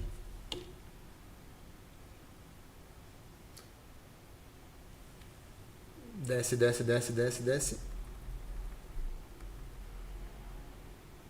Aqui, ó. Consegue abrir mais? Bom, tá bom sim. Ó, tá vendo que é retangular o corpo dele? Braços e pernas finos. Tem pouquíssima massa muscular. Dificuldade em ganhar massa muscular. Mas por quê? Porque a energia está concentrada na cabeça. Não tem energia no corpo. Entendi. Então é um perfil de ansiedade que vai sofrer muito com a exaustão mental. Por quê? Porque pensa o dia inteiro. É a pessoa da mente agitada, do pensamento acelerado, da mente acelerada. E qual que vai ser o medo que paralisa ela? É o medo de que aquilo que ela tem na cabeça ou que ela sejam rejeitadas. Para que ela não passe por isso, ela se isola na caverna. Ela já nem se expõe. Porque daí ela não cai na dor. É o recurso para fugir da dor. Cada perfil, você percebe que cada perfil, ele é formado em um determinado momento, dos 6 anos lá primeiros. Sim. Ele tem um formato de corpo específico, tem uma maneira de sentir, de pensar e de agir. Esse aqui quase não tem sentimentos. Ele é muito racional, porque a energia está na cabeça. Ele é muito racional. Mas ele tem medos, porque é natural do ser humano, a emoção do medo. É o medo da rejeição. Como que ele se protege disso? Se isolando. É uma fuga, isso? Uma fuga para não cair na dor. É um mecanismo de defesa dele. Então ele conhece a dor e não, ele não, sabe na verdade, ele não conhece a dor. E como que ele foge de uma coisa que ele não conhece? É um modo dele agir. Então é um instinto... Sim, é um instinto. Porque o medo, ele faz parte do nosso instinto de sobrevivência. Correto. Sabe? É tudo a nível subconsciente. É aquilo que eu falei pra você, 95% das nossas atitudes tem base no subconsciente. Por isso que eu tenho que conhecer a minha história. Eu tenho que entender como foi a minha criação. Eu tenho que saber dos meus traumas. Eu tenho que eliminar os meus traumas. Porque olha o tanto de gente que vive baseada no medo, paralisado. Deixa de fazer as coisas por quê? Porque foi traumatizada na infância. Assim, ó, todo mundo tem um trauma. O problema não é esse. O problema é você ser traumatizado. O que é uma pessoa traumatizada? É quando os impactos negativos daquilo que você viveu na tua vida estão reverberando no hoje. E você está deixando de ter resultados extraordinários na tua vida por causa daqueles medos, daquelas tristezas, daquele padrão lá de trás, que era um mecanismo de proteção. Só isso, para você não cair na dor de novo. Então, o isolar-se dele é natural do comportamento dele. Para ele não cair na dor, porque quando ele se expõe, ele tem tendência a ser rejeitado, a se sentir rejeitado. Não que ele seja. Ele tem tendência a se sentir. Basicamente isso. E daí no tratamento, você quebra esse drive e você ressignifica isso? Sim. A gente volta primeiro lá na fase da concepção no ventre, entende essas sensações, quais foram os medos, mostra pra ele que às vezes ele sentiu o medo que a mãe estava sentindo. E você tem como identificar que isso aconteceu lá no ventre? Sim. Porque o corpo dele tá me dizendo isso. Se ele tem um corpo super magro, não tem energia no corpo, eu sei que a energia dele tá na mente. E muitas vezes a pessoa vai ter a cabeça maior. E esse tipo aqui é por causa do trauma que a pessoa sofreu enquanto está dentro da barriga. Sim. E na hora de sair... Do 0 anos, da concepção, até o primeiro dia, os 10 primeiros dias de vida. Trauma de rejeição. Que é onde o corpo ele dá uma estufada aqui mais para lá para isso. Sim. Vamos dizer de uma... porque assim, ó, de uma metáfora... O que acontece? Teve um evento traumático. Tá.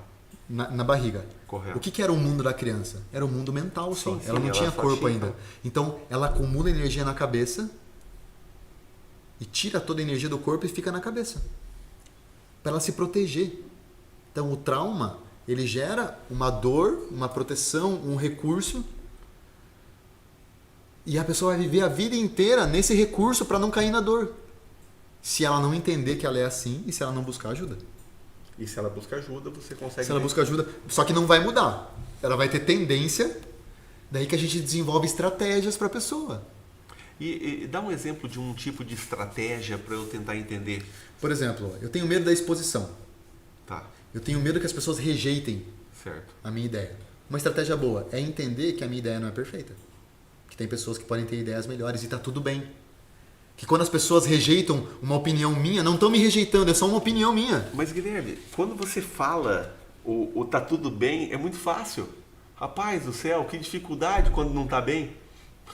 Não, eu entendo, porque nós vivemos assim. É verdade, não, eu concordo com você plenamente, eu acho que é o correto.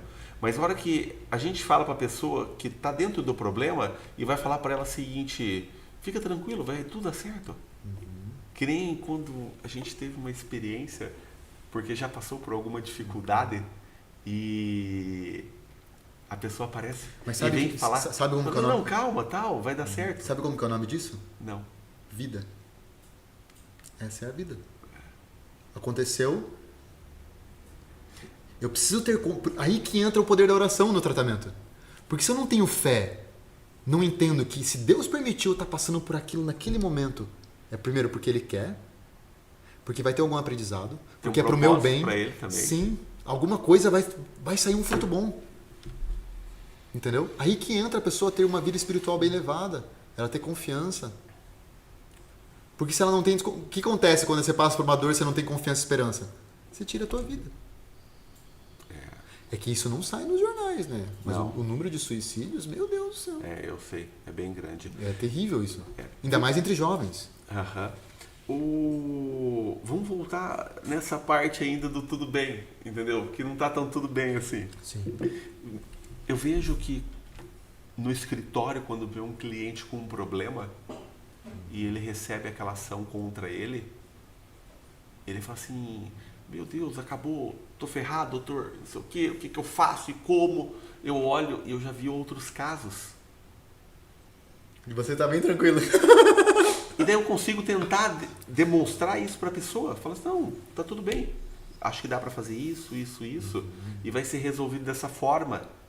É que a tua habilidade é de não olhar para o problema. Você olha para a solução. Entendi. Entendeu? E a pessoa, quando tá no olho do problema ali, é como se fosse um livro. Eu não consigo enxergar o que está escrito na capa aqui.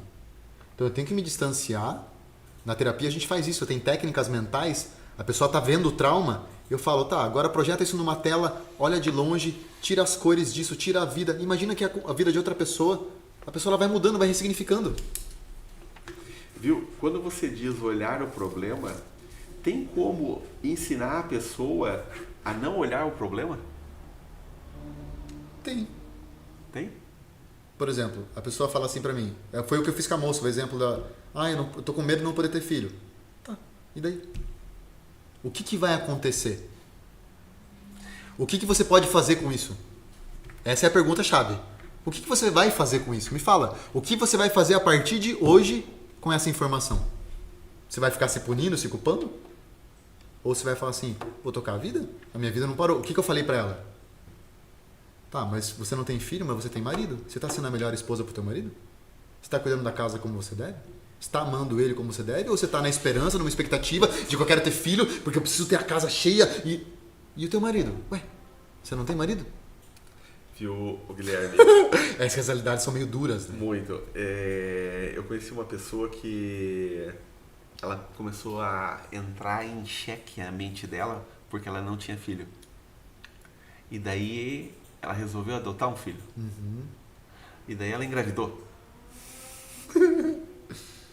Interessante, né? Cara, É porque o estado de ansiedade isso é acidez no corpo. ela é muito ansiosa. Olha o grau que chegou de inibir a gravidez, mesmo sem proteção. Sim. E aquele negócio, né? As pessoas que não querem ter filho têm 10. E muitas vezes aquela que está lutando, sabe? Porque uma questão moral mesmo, de cumprir a sua vocação enquanto mãe, se dedica por causa dessa ansiedade. O sangue fica ácido, pH muito baixo. Sim, Quanto tem mais que tomar baixo mais o pH, água, a pessoa sim, não toma água. Aí mata tudo. Mata até o próprio espermatozoide. A acidez do corpo. Muito forte. Daí, nesse mesmo sentido do tá tudo bem, É interessante isso, né? É. Eu aprendi isso com um rapaz que me formou como coach há 4 anos atrás. Ele falava umas coisas duras e ele falou assim, gente, e tá tudo bem. Talvez não seja o teu momento. o Jonas fala isso também. E em determinado momento da minha vida, eu estava dentro de uma bolha. Eu e a minha família. E a gente não saía daquela bolha, porque o problema estava ali. E daí vai e não sai. E daí, em determinado momento, eu tive um insight. Eu falei, se eu sair de dentro da bolha e ficar longe da bolha, eu vou conseguir enxergar a bolha de longe. E eu enxergando do macro para o micro, eu consigo ver todo o panorama e eu vejo que existe um monte de bolha igual a minha. A minha não é a única. E a minha, eu enxergando de longe, eu sei como resolver. Porque eu vi de longe. E esse é o papel do pai de família, né? É o papel de puxar a responsabilidade. Não, eu vou resolver esse problema. Então, o homem, por isso que o homem é mais racional que a mulher. Porque se o homem fosse sentimental igual a mulher, a família estava perdida. Muitas vezes a mulher está ali, desesperada, preocupada.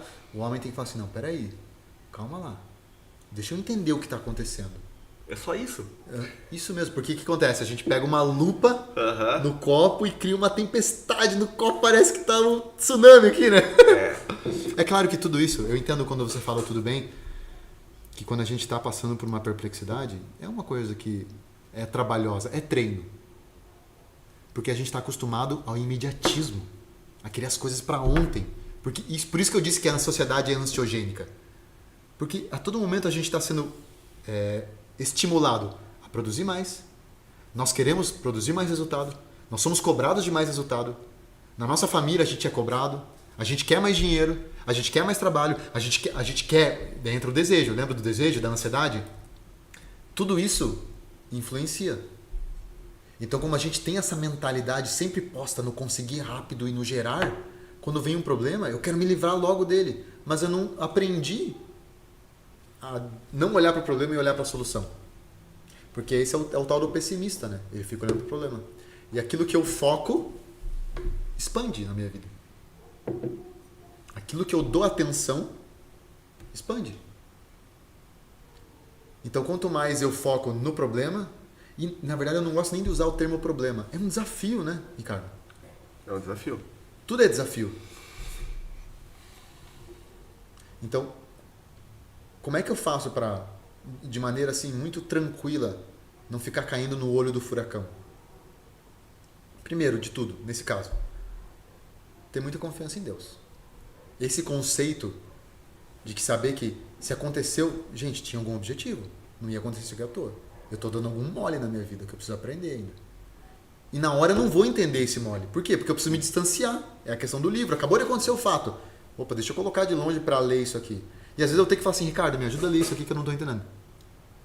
Só que como o ser humano é naturalmente egoísta, e o homem sofre muito disso, de Não consegui compartilhar suas dores. Eu atendo muito mais mulheres do que homens. E a mulher compartilha a dor? Sim. Mesmo junto numa mentoria com várias outras pessoas? Sim. É mesmo? Se ela tá confiando em você e se você mostra pra ela... E quando uma pessoa fala, por exemplo, o outro mentorado ou paciente, ele consegue se identificar com a dor do outro? Sim, porque é uma inteligência múltipla, né? Tem eu como terapeuta, mas cada uma tem uma experiência de vida. Nesse grupo de mentoria tem uma senhora de 63 e tem uma moça de 23. Tem uma de 47, outra de 50, outra de 37. Então, olha só, essa de 23 é a maior beneficiada. Porque foi essa que compartilhou a dor. Porque a experiência dos mais velhos acaba ajudando ela também. Sim. Claro. Porque eu não sou mulher, né?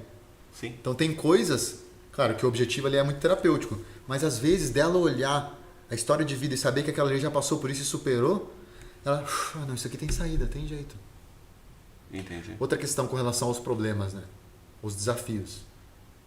Estou passando por uma perplexidade que eu não passei ainda. Por que não olhar em volta? Ricardo, você já passou por isso? Perguntar para o outro. Como que foi para você enfrentar isso? E Mas você, é com a difícil, tua né? sabedoria de vida... É. Porque é isso, né? Olha que interessante. Os anos vão passando e a gente vai crescendo em sabedoria. Isso hoje no mundo moderno, não é valorizado. Os anciãos querem ser eternos jovens. É. E não assumem o papel de ancião, de sábio e de ensinar os jovens. Eles querem continuar sendo jovens porque não querem morrer. Porque a vida é boa, porque a vida Mas é não quer prazerosa. ensinar. Não quer ensinar. E Eu- os jovens também não querem aprender, né? Faz tempo que eu não falo, mas lembrei aqui uma coisa que eu falava numa determinada oportunidade. Eu falava, sabe qual que é a diferença entre o inteligente e o sábio? A pessoa ficava perguntando. Eu falei assim, não, eu vou dizer. Existia uma comunidade. E no arredor dessa comunidade tinha uma montanha bem grande. E lá vivia um eremita que era sábio. Que ele não queria viver na comunidade. Então, do alto da montanha, ele olhava os inteligentes lá embaixo. Que toda a sociedade tem um monte de inteligente. E daí ele olhava os inteligentes fazerem as coisas. Um fazia uma coisa certa, o outro fazia outra coisa errada, o outro fazia outra coisa certa, outra errada. Ele olhava assim na certa, ele falava assim, boa experiência. Na errada, ele olhava, boa experiência. Tudo era boa experiência. Só que ele só pegava para ele a experiência que era melhor. Ele conseguia identificar na sabedoria dele o que é certo e o que é errado, e o que é certo ele colhia para ele para poder partilhar. O inteligente paga o preço. O inteligente é aquele cara que erra e aprende. Ou não aprende, né? Mas é o inteligente que está pagando o preço todo dia. O sábio não. O sábio ele parte da experiência do inteligente. É a dor burra e a dor inteligente. Né? É. Existem dois tipos de dor. Existe a dor burra, que é eu viver a dor que os outros já viveram, mas eu não buscar a solução que os outros buscaram. E tem a dor inteligente, que é por isso que as histórias são importantes, que é de eu prestar atenção na tua vida e falar assim, poxa, acho que o Ricardo já passou por isso. Como que foi pra você? E eu me preveni de passar por uma dor que é desnecessária. Não preciso ficar me punindo com isso. Só que isso exige a virtude que a igreja chama da mãe das virtudes. A humildade. Santa Teresa dizia que a humildade é a verdade. O que é a humildade? É eu reconhecer o meu nada, saber que eu sou miserável e que eu preciso de ajuda. E sair do centro e colocar Deus no centro. E quando eu coloco Deus no centro, fica mais fácil eu pedir ajuda. Porque quando eu estou pedindo ajuda, também às vezes estou ajudando. É uma troca, né? Quando você conversa com Deus. Quando eu saio, não só pedir ajuda para Deus, pedir ajuda para o outro. Porque eu reconhecer que o outro é melhor que eu quando eu peço ajuda. E a sociedade hoje é muito igualitária. Estão querendo promover igualdade de sexos, agora até o cachorro vale igual ao homem. Aham, eu vi isso. O cachorro pode receber as heranças, o sobrenome, o tudo. Lá na Alemanha, não sei se você viu o vídeo dos homens se fantasiando igual cachorro e achando que são cachorro. Isso é um erro teológico, filosófico. Chegou num nível muito forte. Sim. É meio diabólico isso. Né? Por quê? Qual que é a causa disso? O afastamento de Deus. A falta da família? Também. Pode ser que o passo anterior pode ter sido isso. Sem instrução nenhuma, né? Que a gente vê Mas bastante também gente morando sozinha hoje, as famílias menores, as pessoas querendo não ter mais, não casar, Os pais de pet. pai de pet, os filhos de 40 anos que moram na casa dos pais ainda. Então você tem toda uma sociedade moderna aí que está navegando aí e criando os jovens de hoje que... Mas, por exemplo, quando eu não quero ter filhos, eu não quero ter responsabilidade. Quando eu quero ficar morando com os meus pais, eu não quero ter responsabilidade. Então tudo é uma fuga das dores inevitáveis. É aquilo que a gente voltou, que a gente tratou no começo. Tem dores que são inevitáveis. Faz parte da vida esse desenvolvimento do ser humano e vai ser dolorido. Tem alguma pergunta que os seus mentorados fazem para você e você acha importante partilhar aqui com o pessoal? Olha, eu teria que pensar. Você me dá uns minutinhos para pensar? Não, eu já faço outra pergunta. Sobre sabedoria na tua vida. O que você extrai da sua vida como uma experiência que te trouxe uma sabedoria e que foi um marco na tua vida ou um norte? Tá. Dos 16 aos 32, 31, 30, 29, 28. Dos 16 aos 28 eu fui dependente químico. Certo. Então comecei fumando maconha, depois fui para cocaína, depois usei drogas mais pesadas, químicas, de tudo. Vendi droga. E quando eu resolvi buscar ajuda, eu tive muito acolhimento da minha família. Então a sabedoria que eu tenho na minha vida é que a família é base. E o mundo está como está porque a família foi destruída. Essa instituição que Deus elevou ao nível de sacramento, o matrimônio. Porque quando eu faço aquele compromisso perante o altar, perante Deus, é uma coisa muito séria. Que Deus uniu, nada separa. Nada separa. Então, o que eu recebi dos meus pais de afeto, de carinho, de amor, mudou a minha vida. Fez eu voltar para a igreja. Fez eu querer me casar. Porque eu era louco. Sabe? Não queria saber de nada. Era personal trainer, era meio doente, tinha ansiedade, tinha depressão. Comecei a ver que na academia todo mundo era igual a eu. Por isso que o exercício físico não funciona, porque eu trabalhei com exercício físico. E as pessoas desmarcavam suas aulas, tinham seus sofrimentos. Eu não conseguia ajudar as pessoas. Daí quando eu conheci a terapia, que eu ressignifiquei a minha vida, primeiro eu conheci a terapia por causa da ajuda dos meus pais, que eles um dia eu me abri com eles, que eu estava numa angústia existencial muito grande. Então, o primeiro ponto da sabedoria aqui, família. Pais, sejam amigos dos seus filhos. Porque se o teu filho não confiar em você para abrir as dores dele, ele vai abrir com alguém do mundo e pode ser que ele não receba o melhor conselho. Não, vai vir droga. Não, vem de tudo. Sabe? De tudo. Por exemplo, recentemente, uma pessoa muito próxima me disse: a minha filha começou a tomar hormônio para virar homem. Qual que é a reação? Difícil, hein? Complicado, né? Muito difícil.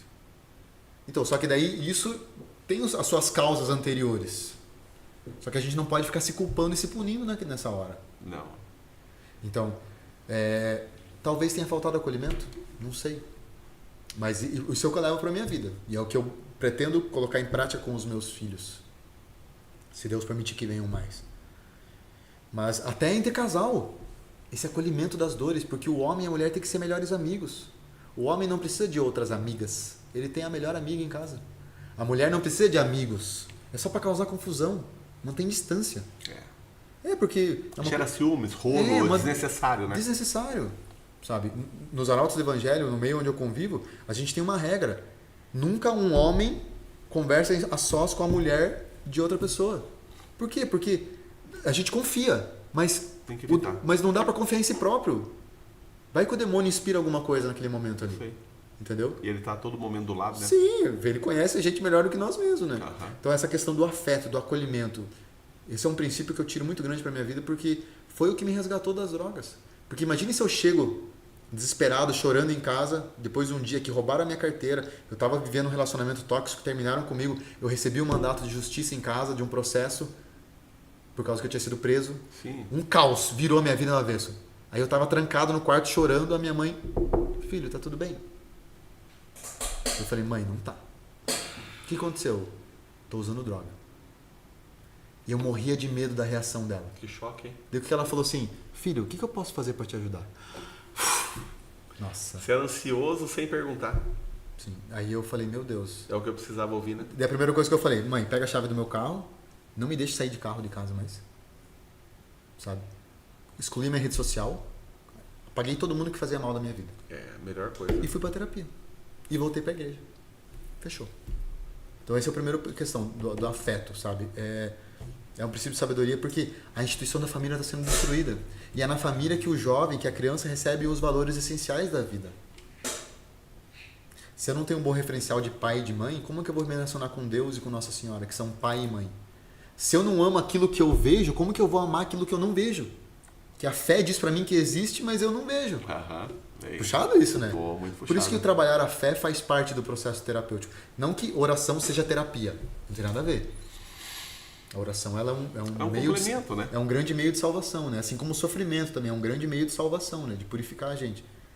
Mas acho que esse é o princípio de sabedoria, sabe? E o outro ponto tem muito a ver com eu não achar que a ansiedade e a depressão são os maus do século. O mal do século é o ser humano ter perdido dos seus olhos qual que é a tua finalidade. Eu não saberia dizer para você qual a pergunta que eles me fazem, mas uma que eu faço. Por que você existe? Eu, no caso? Eu pergunto para os meus clientes. Ah. Por que você existe? E a maioria do que eu escuto é, não sei. Eu sei. Por que Deus te criou? Eu escuto muito isso. Não sei. Quem é você? Não sei. Sou filho de Deus. Eu escuto muito assim, não sei, Guilherme, eu tô perdido. Não, mas espera aí, vamos se achar então. Aonde que você tá hoje? Quem é você hoje? Aí essa pergunta é mais fácil.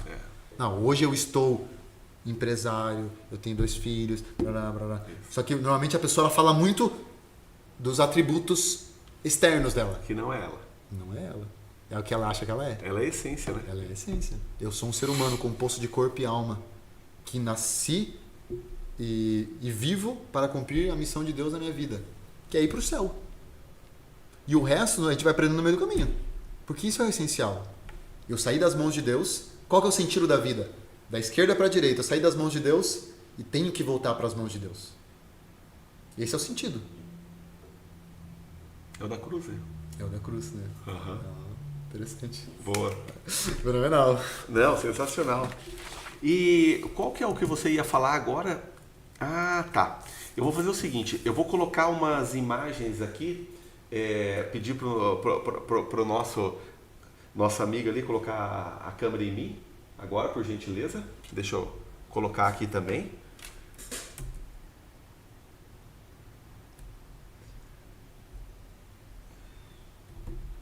E... aqui, achei, desculpa. Vamos lá, no canal, vamos abrir o canal, ao vivo, vamos entrar aqui. E... Quer ver se tem alguma pergunta? Você poderia olhar se tem alguma pergunta aí, enquanto o nosso convidado vai fazer as anotações necessárias. Pode ficar à vontade, eu vou olhar aqui, tá bom? Tá bem. Certo.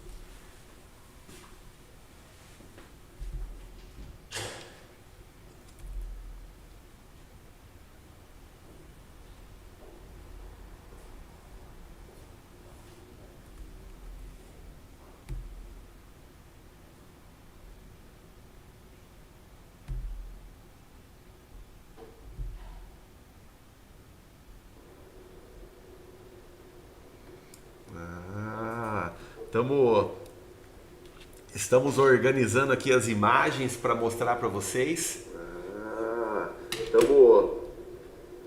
Estamos organizando aqui as imagens para mostrar para vocês. O Guilherme ele vai falar de cada uma das imagens do comportamento da pessoa ansiosa. E daí, se vocês se identificarem, deixa eu tirar aqui.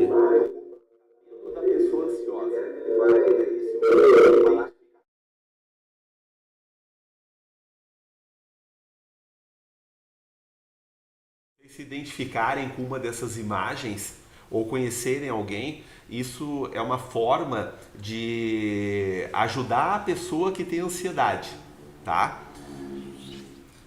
Acho que eu vou pedir para colocar a primeira imagem, já deixar aqui na tela, e daí a gente vai passando aos poucos, tá bom? Vamos colocar a primeira imagem aqui, eu vou ampliar, tá?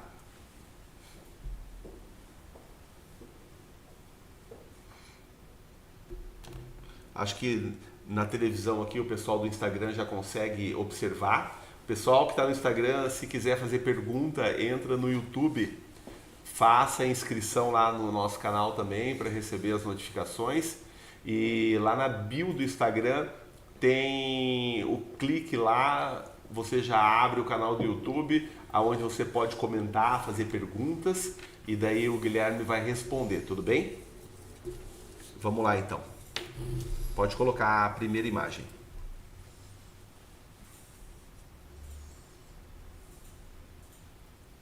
Ó.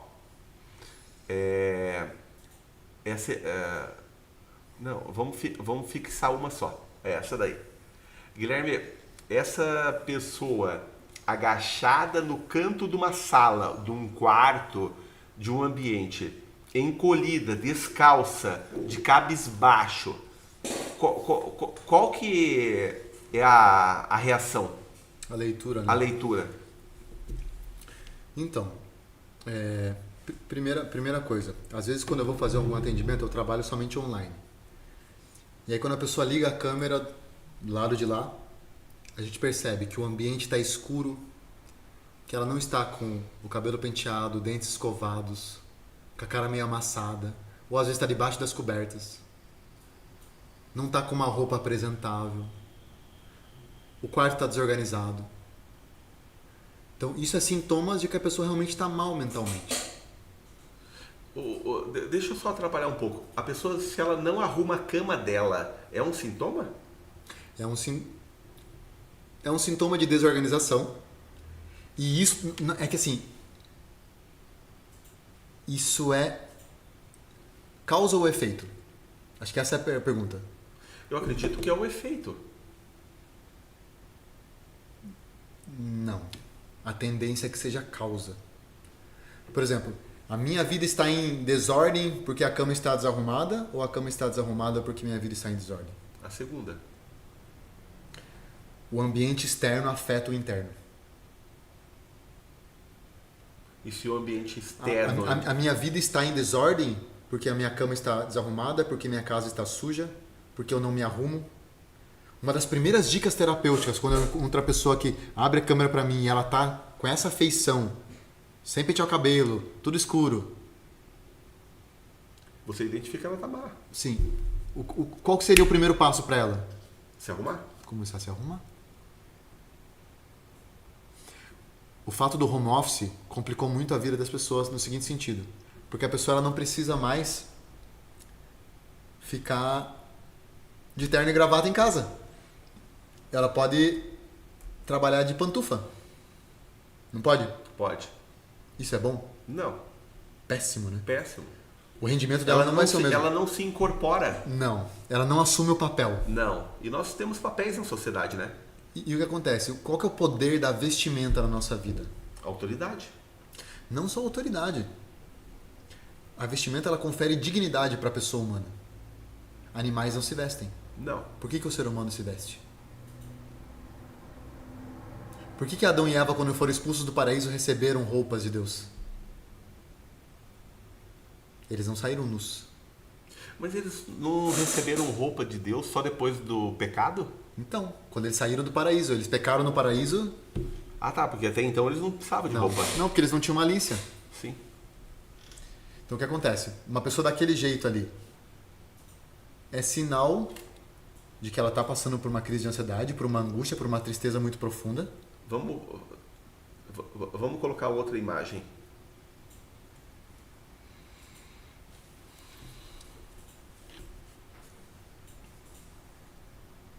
Então, ó, tá descalça, certo? Volta ali, volta ali.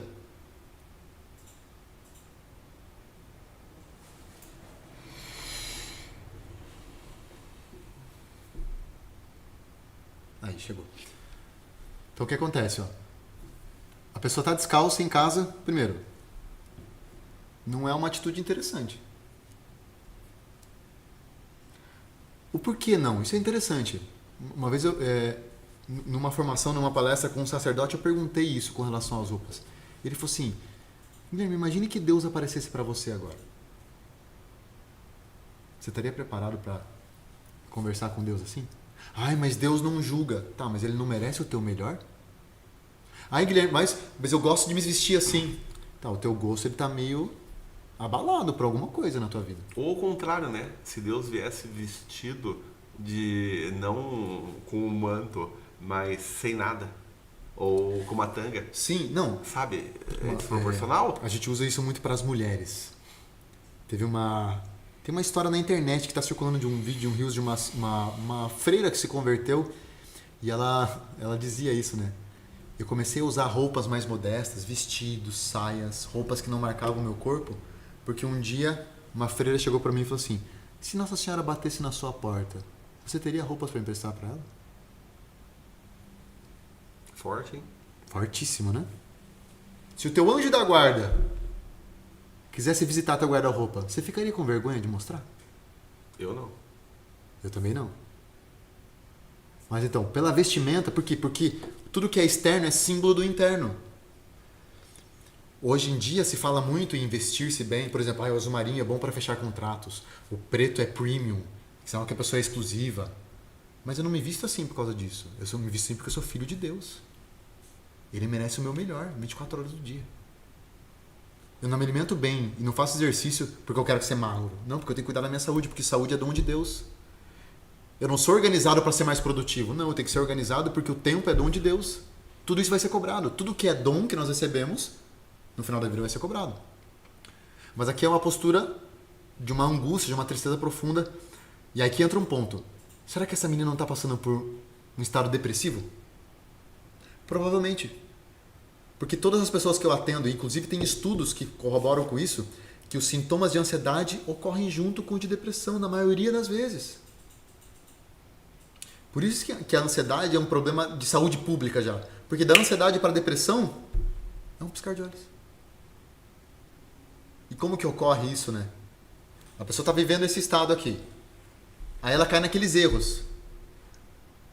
Vou controlar a minha respiração. Vou fazer exercício físico. Vai trazer alegria a respiração. Vou fazer exercício físico. Chega na academia, não quer ficar na academia, porque não aguenta olhar para as pessoas. Não consegue seguir uma dieta mais bem balanceada, porque está com vontade de comer coisa gostosa, porque não sente prazer na vida mais.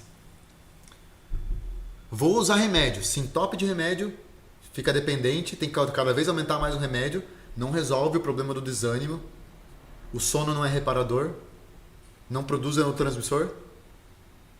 Usa os remédios naturais, também não resolve. Não acaba com o desânimo, que é uma coisa mental, emocional e às vezes espiritual também. Então o que acontece?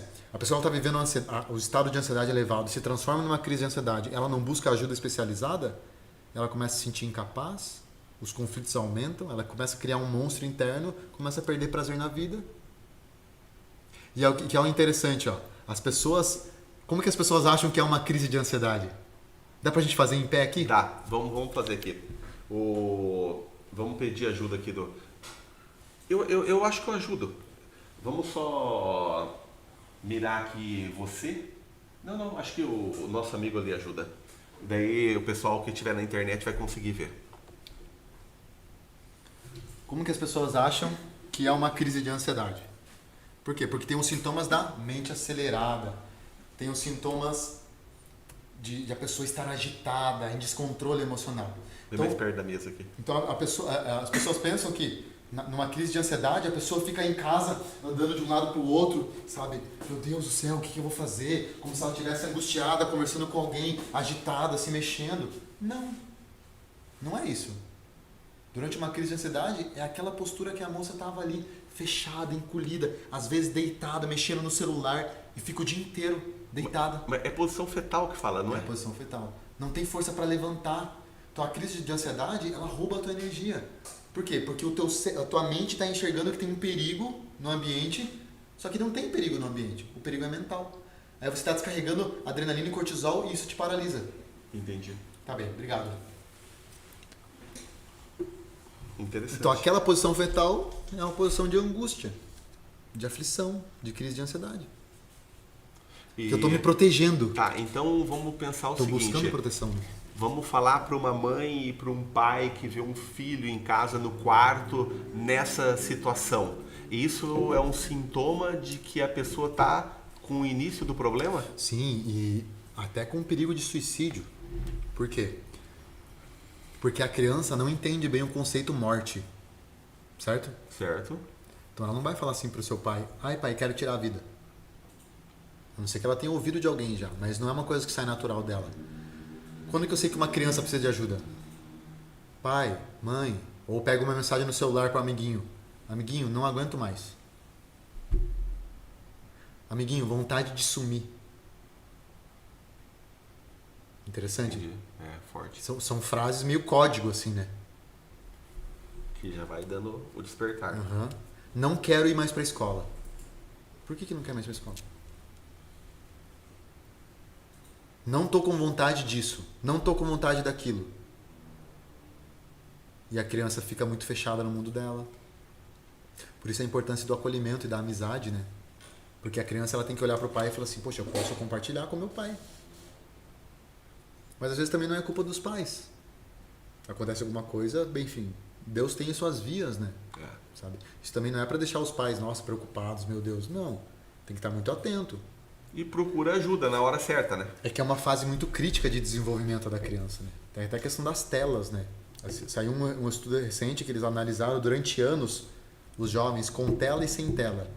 Os que ficavam expostos à tela e pouco tempo, sabe? 1 hora, 2 horas por dia. Na adolescência, o bem-estar psicológico era péssimo. Eles fizeram uma avaliação. Por quê? Porque acontece, ó. Quando nós somos adolescentes, o mundo, a sociedade oferece oportunidades para nós. Ruins. A droga, a bebida, um monte de coisa. Oferece. Eu, quando sou adolescente, eu tenho consciência do que é certo e errado. Às vezes eu faço para experimentar mesmo. Sou burro. Mas eu sei que aquilo ali é errado. Quando você oferece um celular para a criança, ela não sabe medir as consequências daquilo ali. Da descarga de dopamina. E aí o pai e a mãe socam o celular. Para não incomodar o pai e a mãe. E aí tem o triângulo. Vou até explicar isso aqui na câmera. Nós temos uma dinâmica que acontece na vida da criança, que é o tédio, a imaginação e a brincadeira.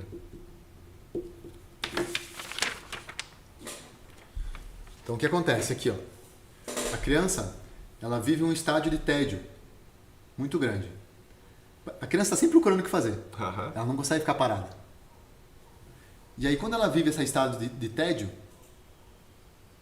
ela usa a imaginação dela e ela começa a ficar criativa. E ela encontra uma brincadeira. Esse é o ciclo normal, sem telas, sem tecnologia. A criança aprende a fazer coisas, ela desenha, ela constrói, ela brinca, ela quebra. Ela usa a imaginação, ela brinca com o amiguinho fantasma, ela brinca com os bonequinhos, ela brinca de carrinho, ela corre, ela pula, porque ela inventa alguma coisa, ela acha alguma coisa para se divertir. Você dá uma bolinha para ela, ela faz um estrago com a bolinha. O Edivaldo falou que o maior brinquedo dele era a mente dele. E é isso mesmo. E daí o que acontece? Se eu dou um celular, eu quebro esse ciclo de imaginação e eu faço com que a criança faça tédio, brincadeira. Tédio, joguinho. Tédio, vídeo no YouTube. Tédio, desenho. Tédio, filme. Tédio, joguinho. Tédio, rede social. Tédio, Snapchat. Tédio... qual que é o nome do outro aplicativo? Das danças boba lá. Enfim. Tédio, Instagram. Tédio, TikTok. Dopamina. Recompensa. Sem fazer nada. Recompensa. E a criança totalmente recompensada. Aí na hora que você sai para ir num restaurante com os teus amigos e leva a criança e você quer que ela se comporte, ela fica assim, ó. Isso. Daí o que você faz? Cala a boca, dá outro celular. Puxado isso. Só que a criança não sabe que isso ali tá fazendo mal para ela. É a pior droga que existe. É o mesmo circuito neuronal que você vicia, você tá dando dopamina. O que a cocaína faz? Aumenta a dopamina. Que loucura, né? É muito forte. Qual que eram os outros itens que você ia falar? Que você falou os 4? Os perfis de ansiedade. Então, o Sim. primeiro que a gente falou foi o fora da casinha, Sim. que é o magro. É. O segundo é o poço sem fundo. Um poço sem fundo de emoções. Se o fora da casinha não sentia muitas emoções e vivia muito no mundo mental, o poço sem fundo é o oposto. Ele vive muito no sentimento. Ele tem uma necessidade de se sentir aprovado a todo momento. Uma necessidade de se sentir validado, amado. Ele sofre com a ansiedade do tédio, do se sentir sozinho, desamparado, abandonado. É uma pessoa extremamente comunicativa, que se conecta, que tem muito afeto. Mas a todo momento ela precisa dessa validação. Senão ela fica reclamando. É o perfil reclamão. Que lembrou de mais alguém aí, né? Então ele tem muito medo de ser abandonado. E tem uma tendência a se tornar compulsivo alimentar por causa da compulsão emocional. Ele não sabe lidar com esse excesso de sentimentos. E a fuga é a comida? Comida, bebida, cigarro, oralidade. Por quê? Porque ele tem um recurso da oralidade. Entendi. A reclamação. Trabalhar a boca. Então é um rosto... Jô Soares. Tá. Padrão Jô. Padrão Jô Soares. Tá. Pernas curtinhas, corpo bem gordinho, bem redondinho. Aham. Parece 2 balãozinhos com 2 palitinhos, né? Parece. E o rosto bem redondinho. Esse é o padrão poço sem fundo. É claro que nós não somos um perfil só. Às vezes a gente... Sim, a soma de um com o a outro, gente né? tem um que é mais evidente do que o outro. Daí Tá. tem o terceiro perfil, que é o perfil segurança. Por que segurança? Porque quando ele está na dor, ele quer controlar tudo e todos. O poço sem fundo, quando ele está na dor, ele é um poço sem fundo de emoções. O fora da casinha, quando está na dor, ele fica fora da casinha. Ele vai para o mundo mental e se isola. Então, o segurança é o que tem medo da manipulação. Ele tem o excesso de ansiedade por causa do controle de tudo na vida. Ele quer controlar tudo, todas as situações, as expectativas, o futuro. Mas o excesso é porque ele não controla ou porque ele deseja controlar? Ele deseja controlar. Tá. E a frustração Ele disso? tem uma tendência natural a querer controlar. E a vida não tem como controlar, né? Tá. Não tem. Porque se eu quero saber da tua vida, eu quero controlar todas as expectativas do meu futuro. Eu quero controlar tudo o que você faz. É um perfil muito ciumento. Um perfil que não gosta de quebra de acordos. Por quê? Porque ele tem tendência a ser bom líder, bom articulador, bom negociador. Porque ele manipula para não ser manipulado. Por isso que ele quer controlar. Porque ele passou pela dor da manipulação. Entendi. Quando que acontece isso na fase da criança? Quando a criança ela começa a desenvolver movimento nas articulações do membro superior. E a criança ela já está com mais cara de gente, ela não tem mais aquela cara de joelho, né? Uhum. Ela já está com os braços firminhos, o pai e a mãe pegam ela muito pro braço para ensinar ela a começar a andar. E ela começa a sorrir, ela começa a interagir, e ela parece que se torna um troféu na mão dos pais. Olha meu filho que bonitinho. E quando a criança interage, ela sorri, ela percebe que ela ganha atenção, que ela ganha carinho, que as pessoas querem pegar ela no colo.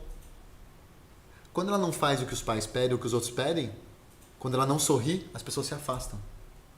Opa, então quer dizer que quando eu faço o que pedem, eu ganho alguma coisa. Eu tenho uma recompensa. Quando eu não faço, não tenho recompensa. Estão me manipulando. Isso fica no subconsciente dela.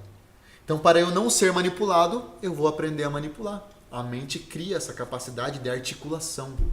Como que é o corpo dessa pessoa? É um triângulo invertido. Cristiano Ronaldo. Ombros largos e vem afinando. Uhum. Você vê muito na academia. Sujeito com o ombro largo Sim. e a panturrilha do tamanho do punho. É, bem fininha. Não vai ganhar massa muscular. Por quê? Porque só tem força em cima. não tem força embaixo. Não tem força muita de ação e de execução. Ele é um bom líder, ele precisa delegar. Jonas, perfil Jonas. Ombro largo. O Jonas o que é? Fora da casinha com segurança. Magro, cabeça grande, estrategista, bom líder.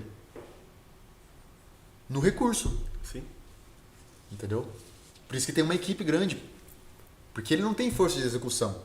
Mas ele tem pessoas muito boas executoras ali, que ele faz e Dá o norte dá o norte. e as pessoas vão cumprindo as tarefas. Sim. Então esse é o segurança.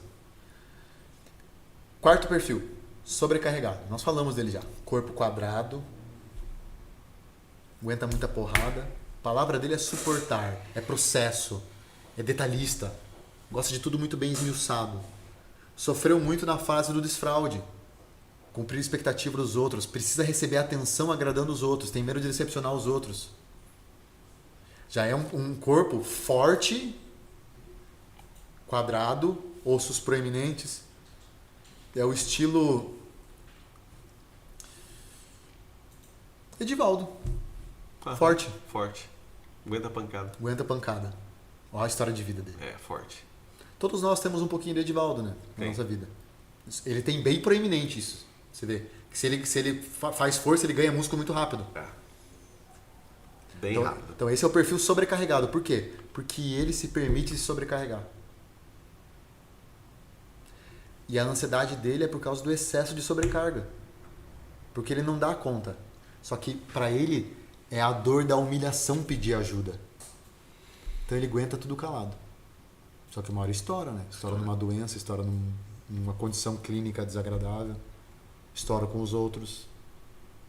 Porque ele explode, só que ele sempre explode pra dentro, pra ele mesmo. E fica murmurando. Fica, ai meu Deus do céu. Tem que resolver. E fica. E aquilo ali é exaustivo, né? Agora... Leva a um esgotamento emocional, é muita emoção. O poço sem fundo e o sobrecarregado são os perfis com maior dependência emocional. Não consegue quebrar. E como que trata? Primeiro, voltando no passado. Ressignificando? Entendendo, mostrando para a pessoa onde que começou aquele padrão e mostrando para ela que ela desenvolveu um padrão de dependência emocional para se proteger. Só que hoje ela não é mais criança.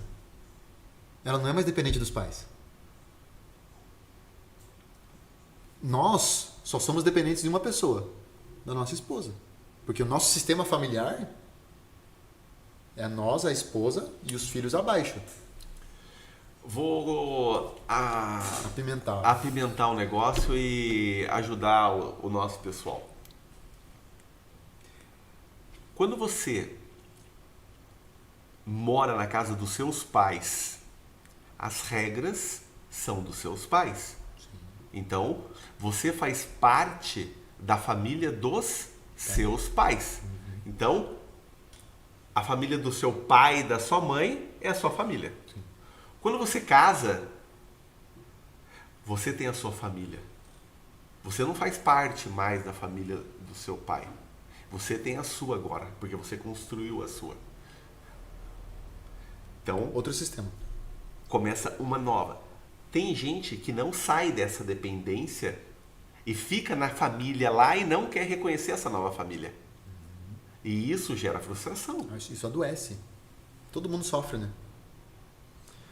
O que acontece, ó? O sistema familiar, pai, a mãe e os filhos. Aí a filha casou e foi morar longe. Mas a filha não assume a posição dela de esposa aqui e fica querendo ser mãe dos pais e resolver o BO dos pais? Isso. O marido ficou sozinho, mais fácil do marido trair. E tem menos responsabilidade, menos culpa. Claro, tem a questão moral do querer. Mas a tendência vai ser bem maior. Por quê? Porque a mulher não está ali para fazer o papel dela.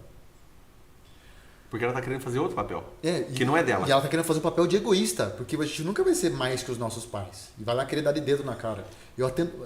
É um padrão. Ai, doutor, perdi minha mãe.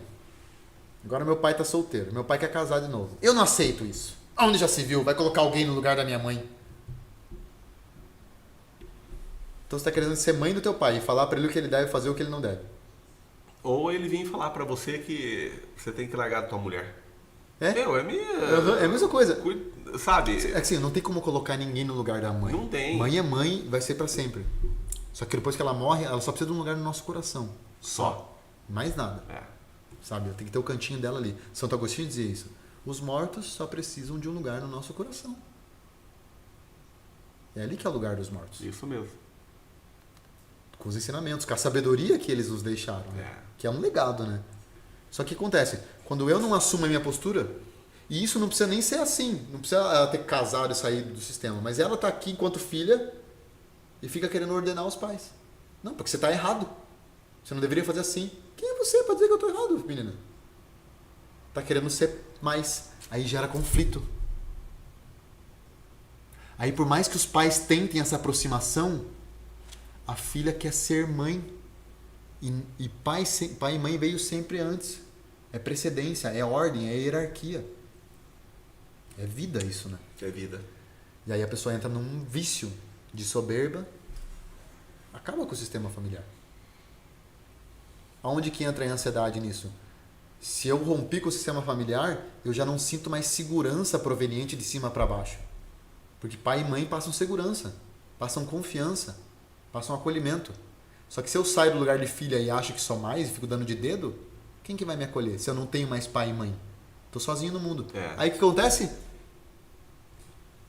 Conhece um namoradinho. E projeta a figura de pai e mãe no namorado. Aí vira capacho do homem. Aí apanha, entra num relacionamento tóxico, passa o resto da vida e não consegue sair. Por quê? Porque não teve uma boa relação com os pais. E essa ferida paterna e materna, alguém vai ter que sanar. E para ela, a dor de ficar com o marido apanhando é menor do que a dor do relacionamento ruim com os pais. Enquanto essa dor não for maior, ela não volta e não faz as pazes com os pais e não termina o namoro. E o correto é fazer a paz, né? Sim. Esses dias eu escutei algo muito bonito. Ai, mas é que você não conhece minha família. Meu pai foi um canalha. Tá, mas o teu pai foi canalha às vezes por 1, 2, 3 anos, ou por uma vez na vida. Você é pior que ele. Você está sendo canalha a vida inteira guardando esse ressentimento aí. Forte isso. E não perdoa. Não perdoa. Tem que perdoar. Tem que perdoar. E o que o reprocessamento faz? Ele libera o perdão. Mas o perdão não tem polo emocional. O perdão é indiferença. Pisou no meu pé. Se toda vez que eu olho para a pessoa eu lembro que ela pisou no meu pé, eu não perdoei. Perdoar é esquecer.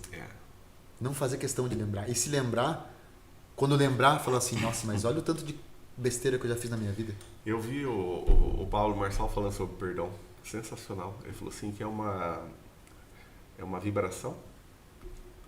E vou desenhar aqui para você. Ele falou assim que o perdão tá aqui, ó. Nessa linha aqui, ó. Daí eu tenho o perdão. Se eu não me engano é assim, faz tempo que eu não vejo. O positivo e o negativo. O positivo em cima, o negativo embaixo. Ele falou assim, e você tá aqui, ó. Ele falou assim, a hora que vem alguma coisa que alguém fez mal pra você, tá no positivo, você vê lá, dá aquela oscilada, volta e volta aqui, não deu bola. Agora o negativo, ele vem aqui, ele interfere o teu. Porque enquanto você segurar e não dar o perdão nesse daqui, esse daqui não caminha. Ó, o prefixo perdoar, perfeito, perseverança. O que significa o É feito até o fim, completamente. O que é perdoar? É doar-se até o fim. O que é perfeito? É fazer até o fim. Então, quando eu perdoo, eu estou doando. Eu estou tendo compaixão. Estou entendendo o que a outra pessoa fez e como ela é concebida no pecado original igual a mim, talvez eu no lugar dela tivesse feito pior. Porque eu conheço os meus monstros internos. E é uma atitude muito mesquinha a gente achar que a gente pode perdoar os pais. Né? A gente tem que não ligar. Entender que faz parte da vida e que eles não tiveram culpa. Porque como que eu, que sou menor, vou perdoar quem é maior? Não tem como. O que eu posso fazer é falar assim, não, eu não vou ligar para isso. Vou entender, vou respeitar, vou amar. Porque quem perdoa é quem tem o poder de perdoar. Deus tem o poder de perdoar, Ele é mais que nós. Como que eu vou perdoar meu pai e minha mãe? Que soberba, que orgulho. Não, se coloca no teu lugar. Você é um lixo, você nunca vai conseguir retribuir o dom da vida que eles deram. Só por isso bastava. Daí as pessoas falam assim, mas eles não me amaram. Daí o que eu digo? Se faltou amor, faltou comida. Você estava morta. É isso mesmo. Não faltou amor. Amor não faltou. Senão você tinha jogado no lixo. Claro, os 9 meses na barriga, depois nenê, fazendo cocô, xixi. Cara, amor. É claro que entra assim um ponto interessante, né? Tá, mas eu sou obrigado a conviver? Não. É diferente. É o que nosso Senhor Jesus Cristo fala. Foi o evangelho desses dias agora. Em Lucas, Mateus. É isso que deveis fazer. É isso que meu pai vai fazer com... a parábola do patrão que foi cobrar o seu funcionário. Aí o funcionário pediu perdão pro patrão. E falou assim, me dá um prazo para pagar. O patrão falou assim, tudo bem. Aí o funcionário saiu na rua e encontrou alguém que devia a ele. Cobrou ele. Esse que devia pediu perdão pro funcionário. O funcionário falou assim, não. Chamou os empregados dele, dei uma surra nesse aqui. Aí o pessoal da cidade viu e foi falar pro patrão. E o patrão, servo mau, cruel, vem aqui, vai ser preso. Daí, é assim que meu pai fará com vocês, se vocês não perdoarem de coração.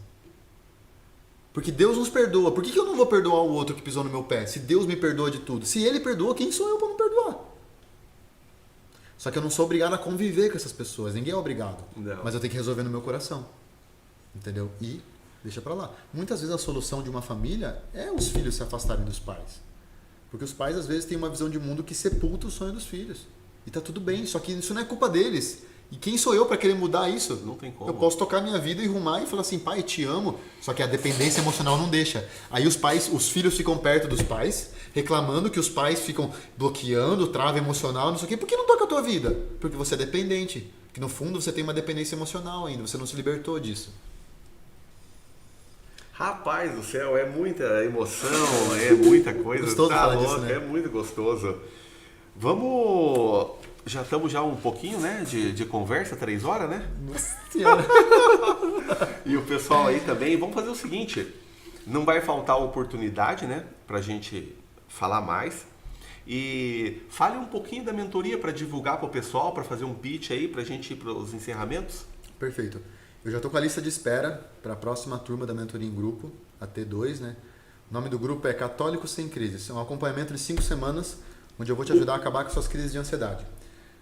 O meu intuito dentro desse grupo é te dar 8 sessões de terapia em grupo para você eliminar as causas das crises e direto naquele ponto crucial resolver de uma vez. Tem mais um encontro semanal comigo de oração para você fortalecer a tua fé e mais vários bônus, 1/3 diário todos os dias, um grupo exclusivo no WhatsApp, um grupo exclusivo no Facebook, depois um curso sobre os perfis de ansiedade, onde a gente se aprofunda em cada um desses. Eu aplico um teste, uma ferramenta para a pessoa entender qual que é o dela. E assim ela vai receber a estratégia mais perfeita para isso. Um outro curso que é sobre a ansiedade segundo a ótica da Igreja Católica. Como que a igreja vê essa questão da ansiedade? Quais são as ferramentas? Como que isso atrapalha a vida de virtude? Como que isso atrapalha o relacionamento, a educação dos filhos? Enfim, é uma coisa muito vasta. E nós estamos com a lista aberta. Se você tiver interesse em conhecer, me manda uma mensagem no Instagram, @GuilhermeJungesTerapeuta, que eu vou te mandar um formulário para saber se você tem o perfil para participar da minha mentoria. O Instagram do Guilherme, ele tá inscrito lá na thumbnail que a gente fez da divulgação, né, da entrevista, e no YouTube, na descrição da nossa entrevista, vai estar escrito também lá o contato, o telefone e o Instagram dele. Daí todo mundo que tiver interesse por lá pode ter acesso a ele.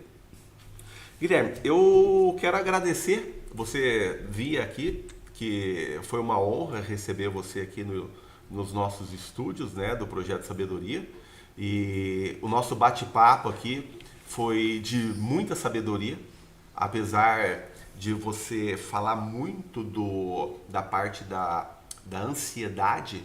Dentro do contexto, a gente entende que tem muitos ensinamentos, e esses ensinamentos é o que fica como sabedoria para que as pessoas possam caminhar de uma forma mais suave e entender que tem como resolver os problemas. Não só criar dificuldades, criar monstros na cabeça e falar que não tem solução para a sua vida. Sim, você tem condições de resolver os problemas da sua vida. Basta você querer procurar ajuda, e o Guilherme é um profissional habilitado para isso e já conseguiu resgatar muitas pessoas. A gente tem conversado e ele me revelou que grande parte dos pacientes consegue resolver o problema na primeira sessão. Então, se tiver crise de ansiedade, procure o Guilherme. Com isso, quero agradecer a todo mundo que participou, foi com muita alegria que fiz mais uma entrevista e cada dia mais sabedoria. Como diz Salomão no livro de Provérbios, a sabedoria é vizinha do conhecimento. Grande abraço a todos.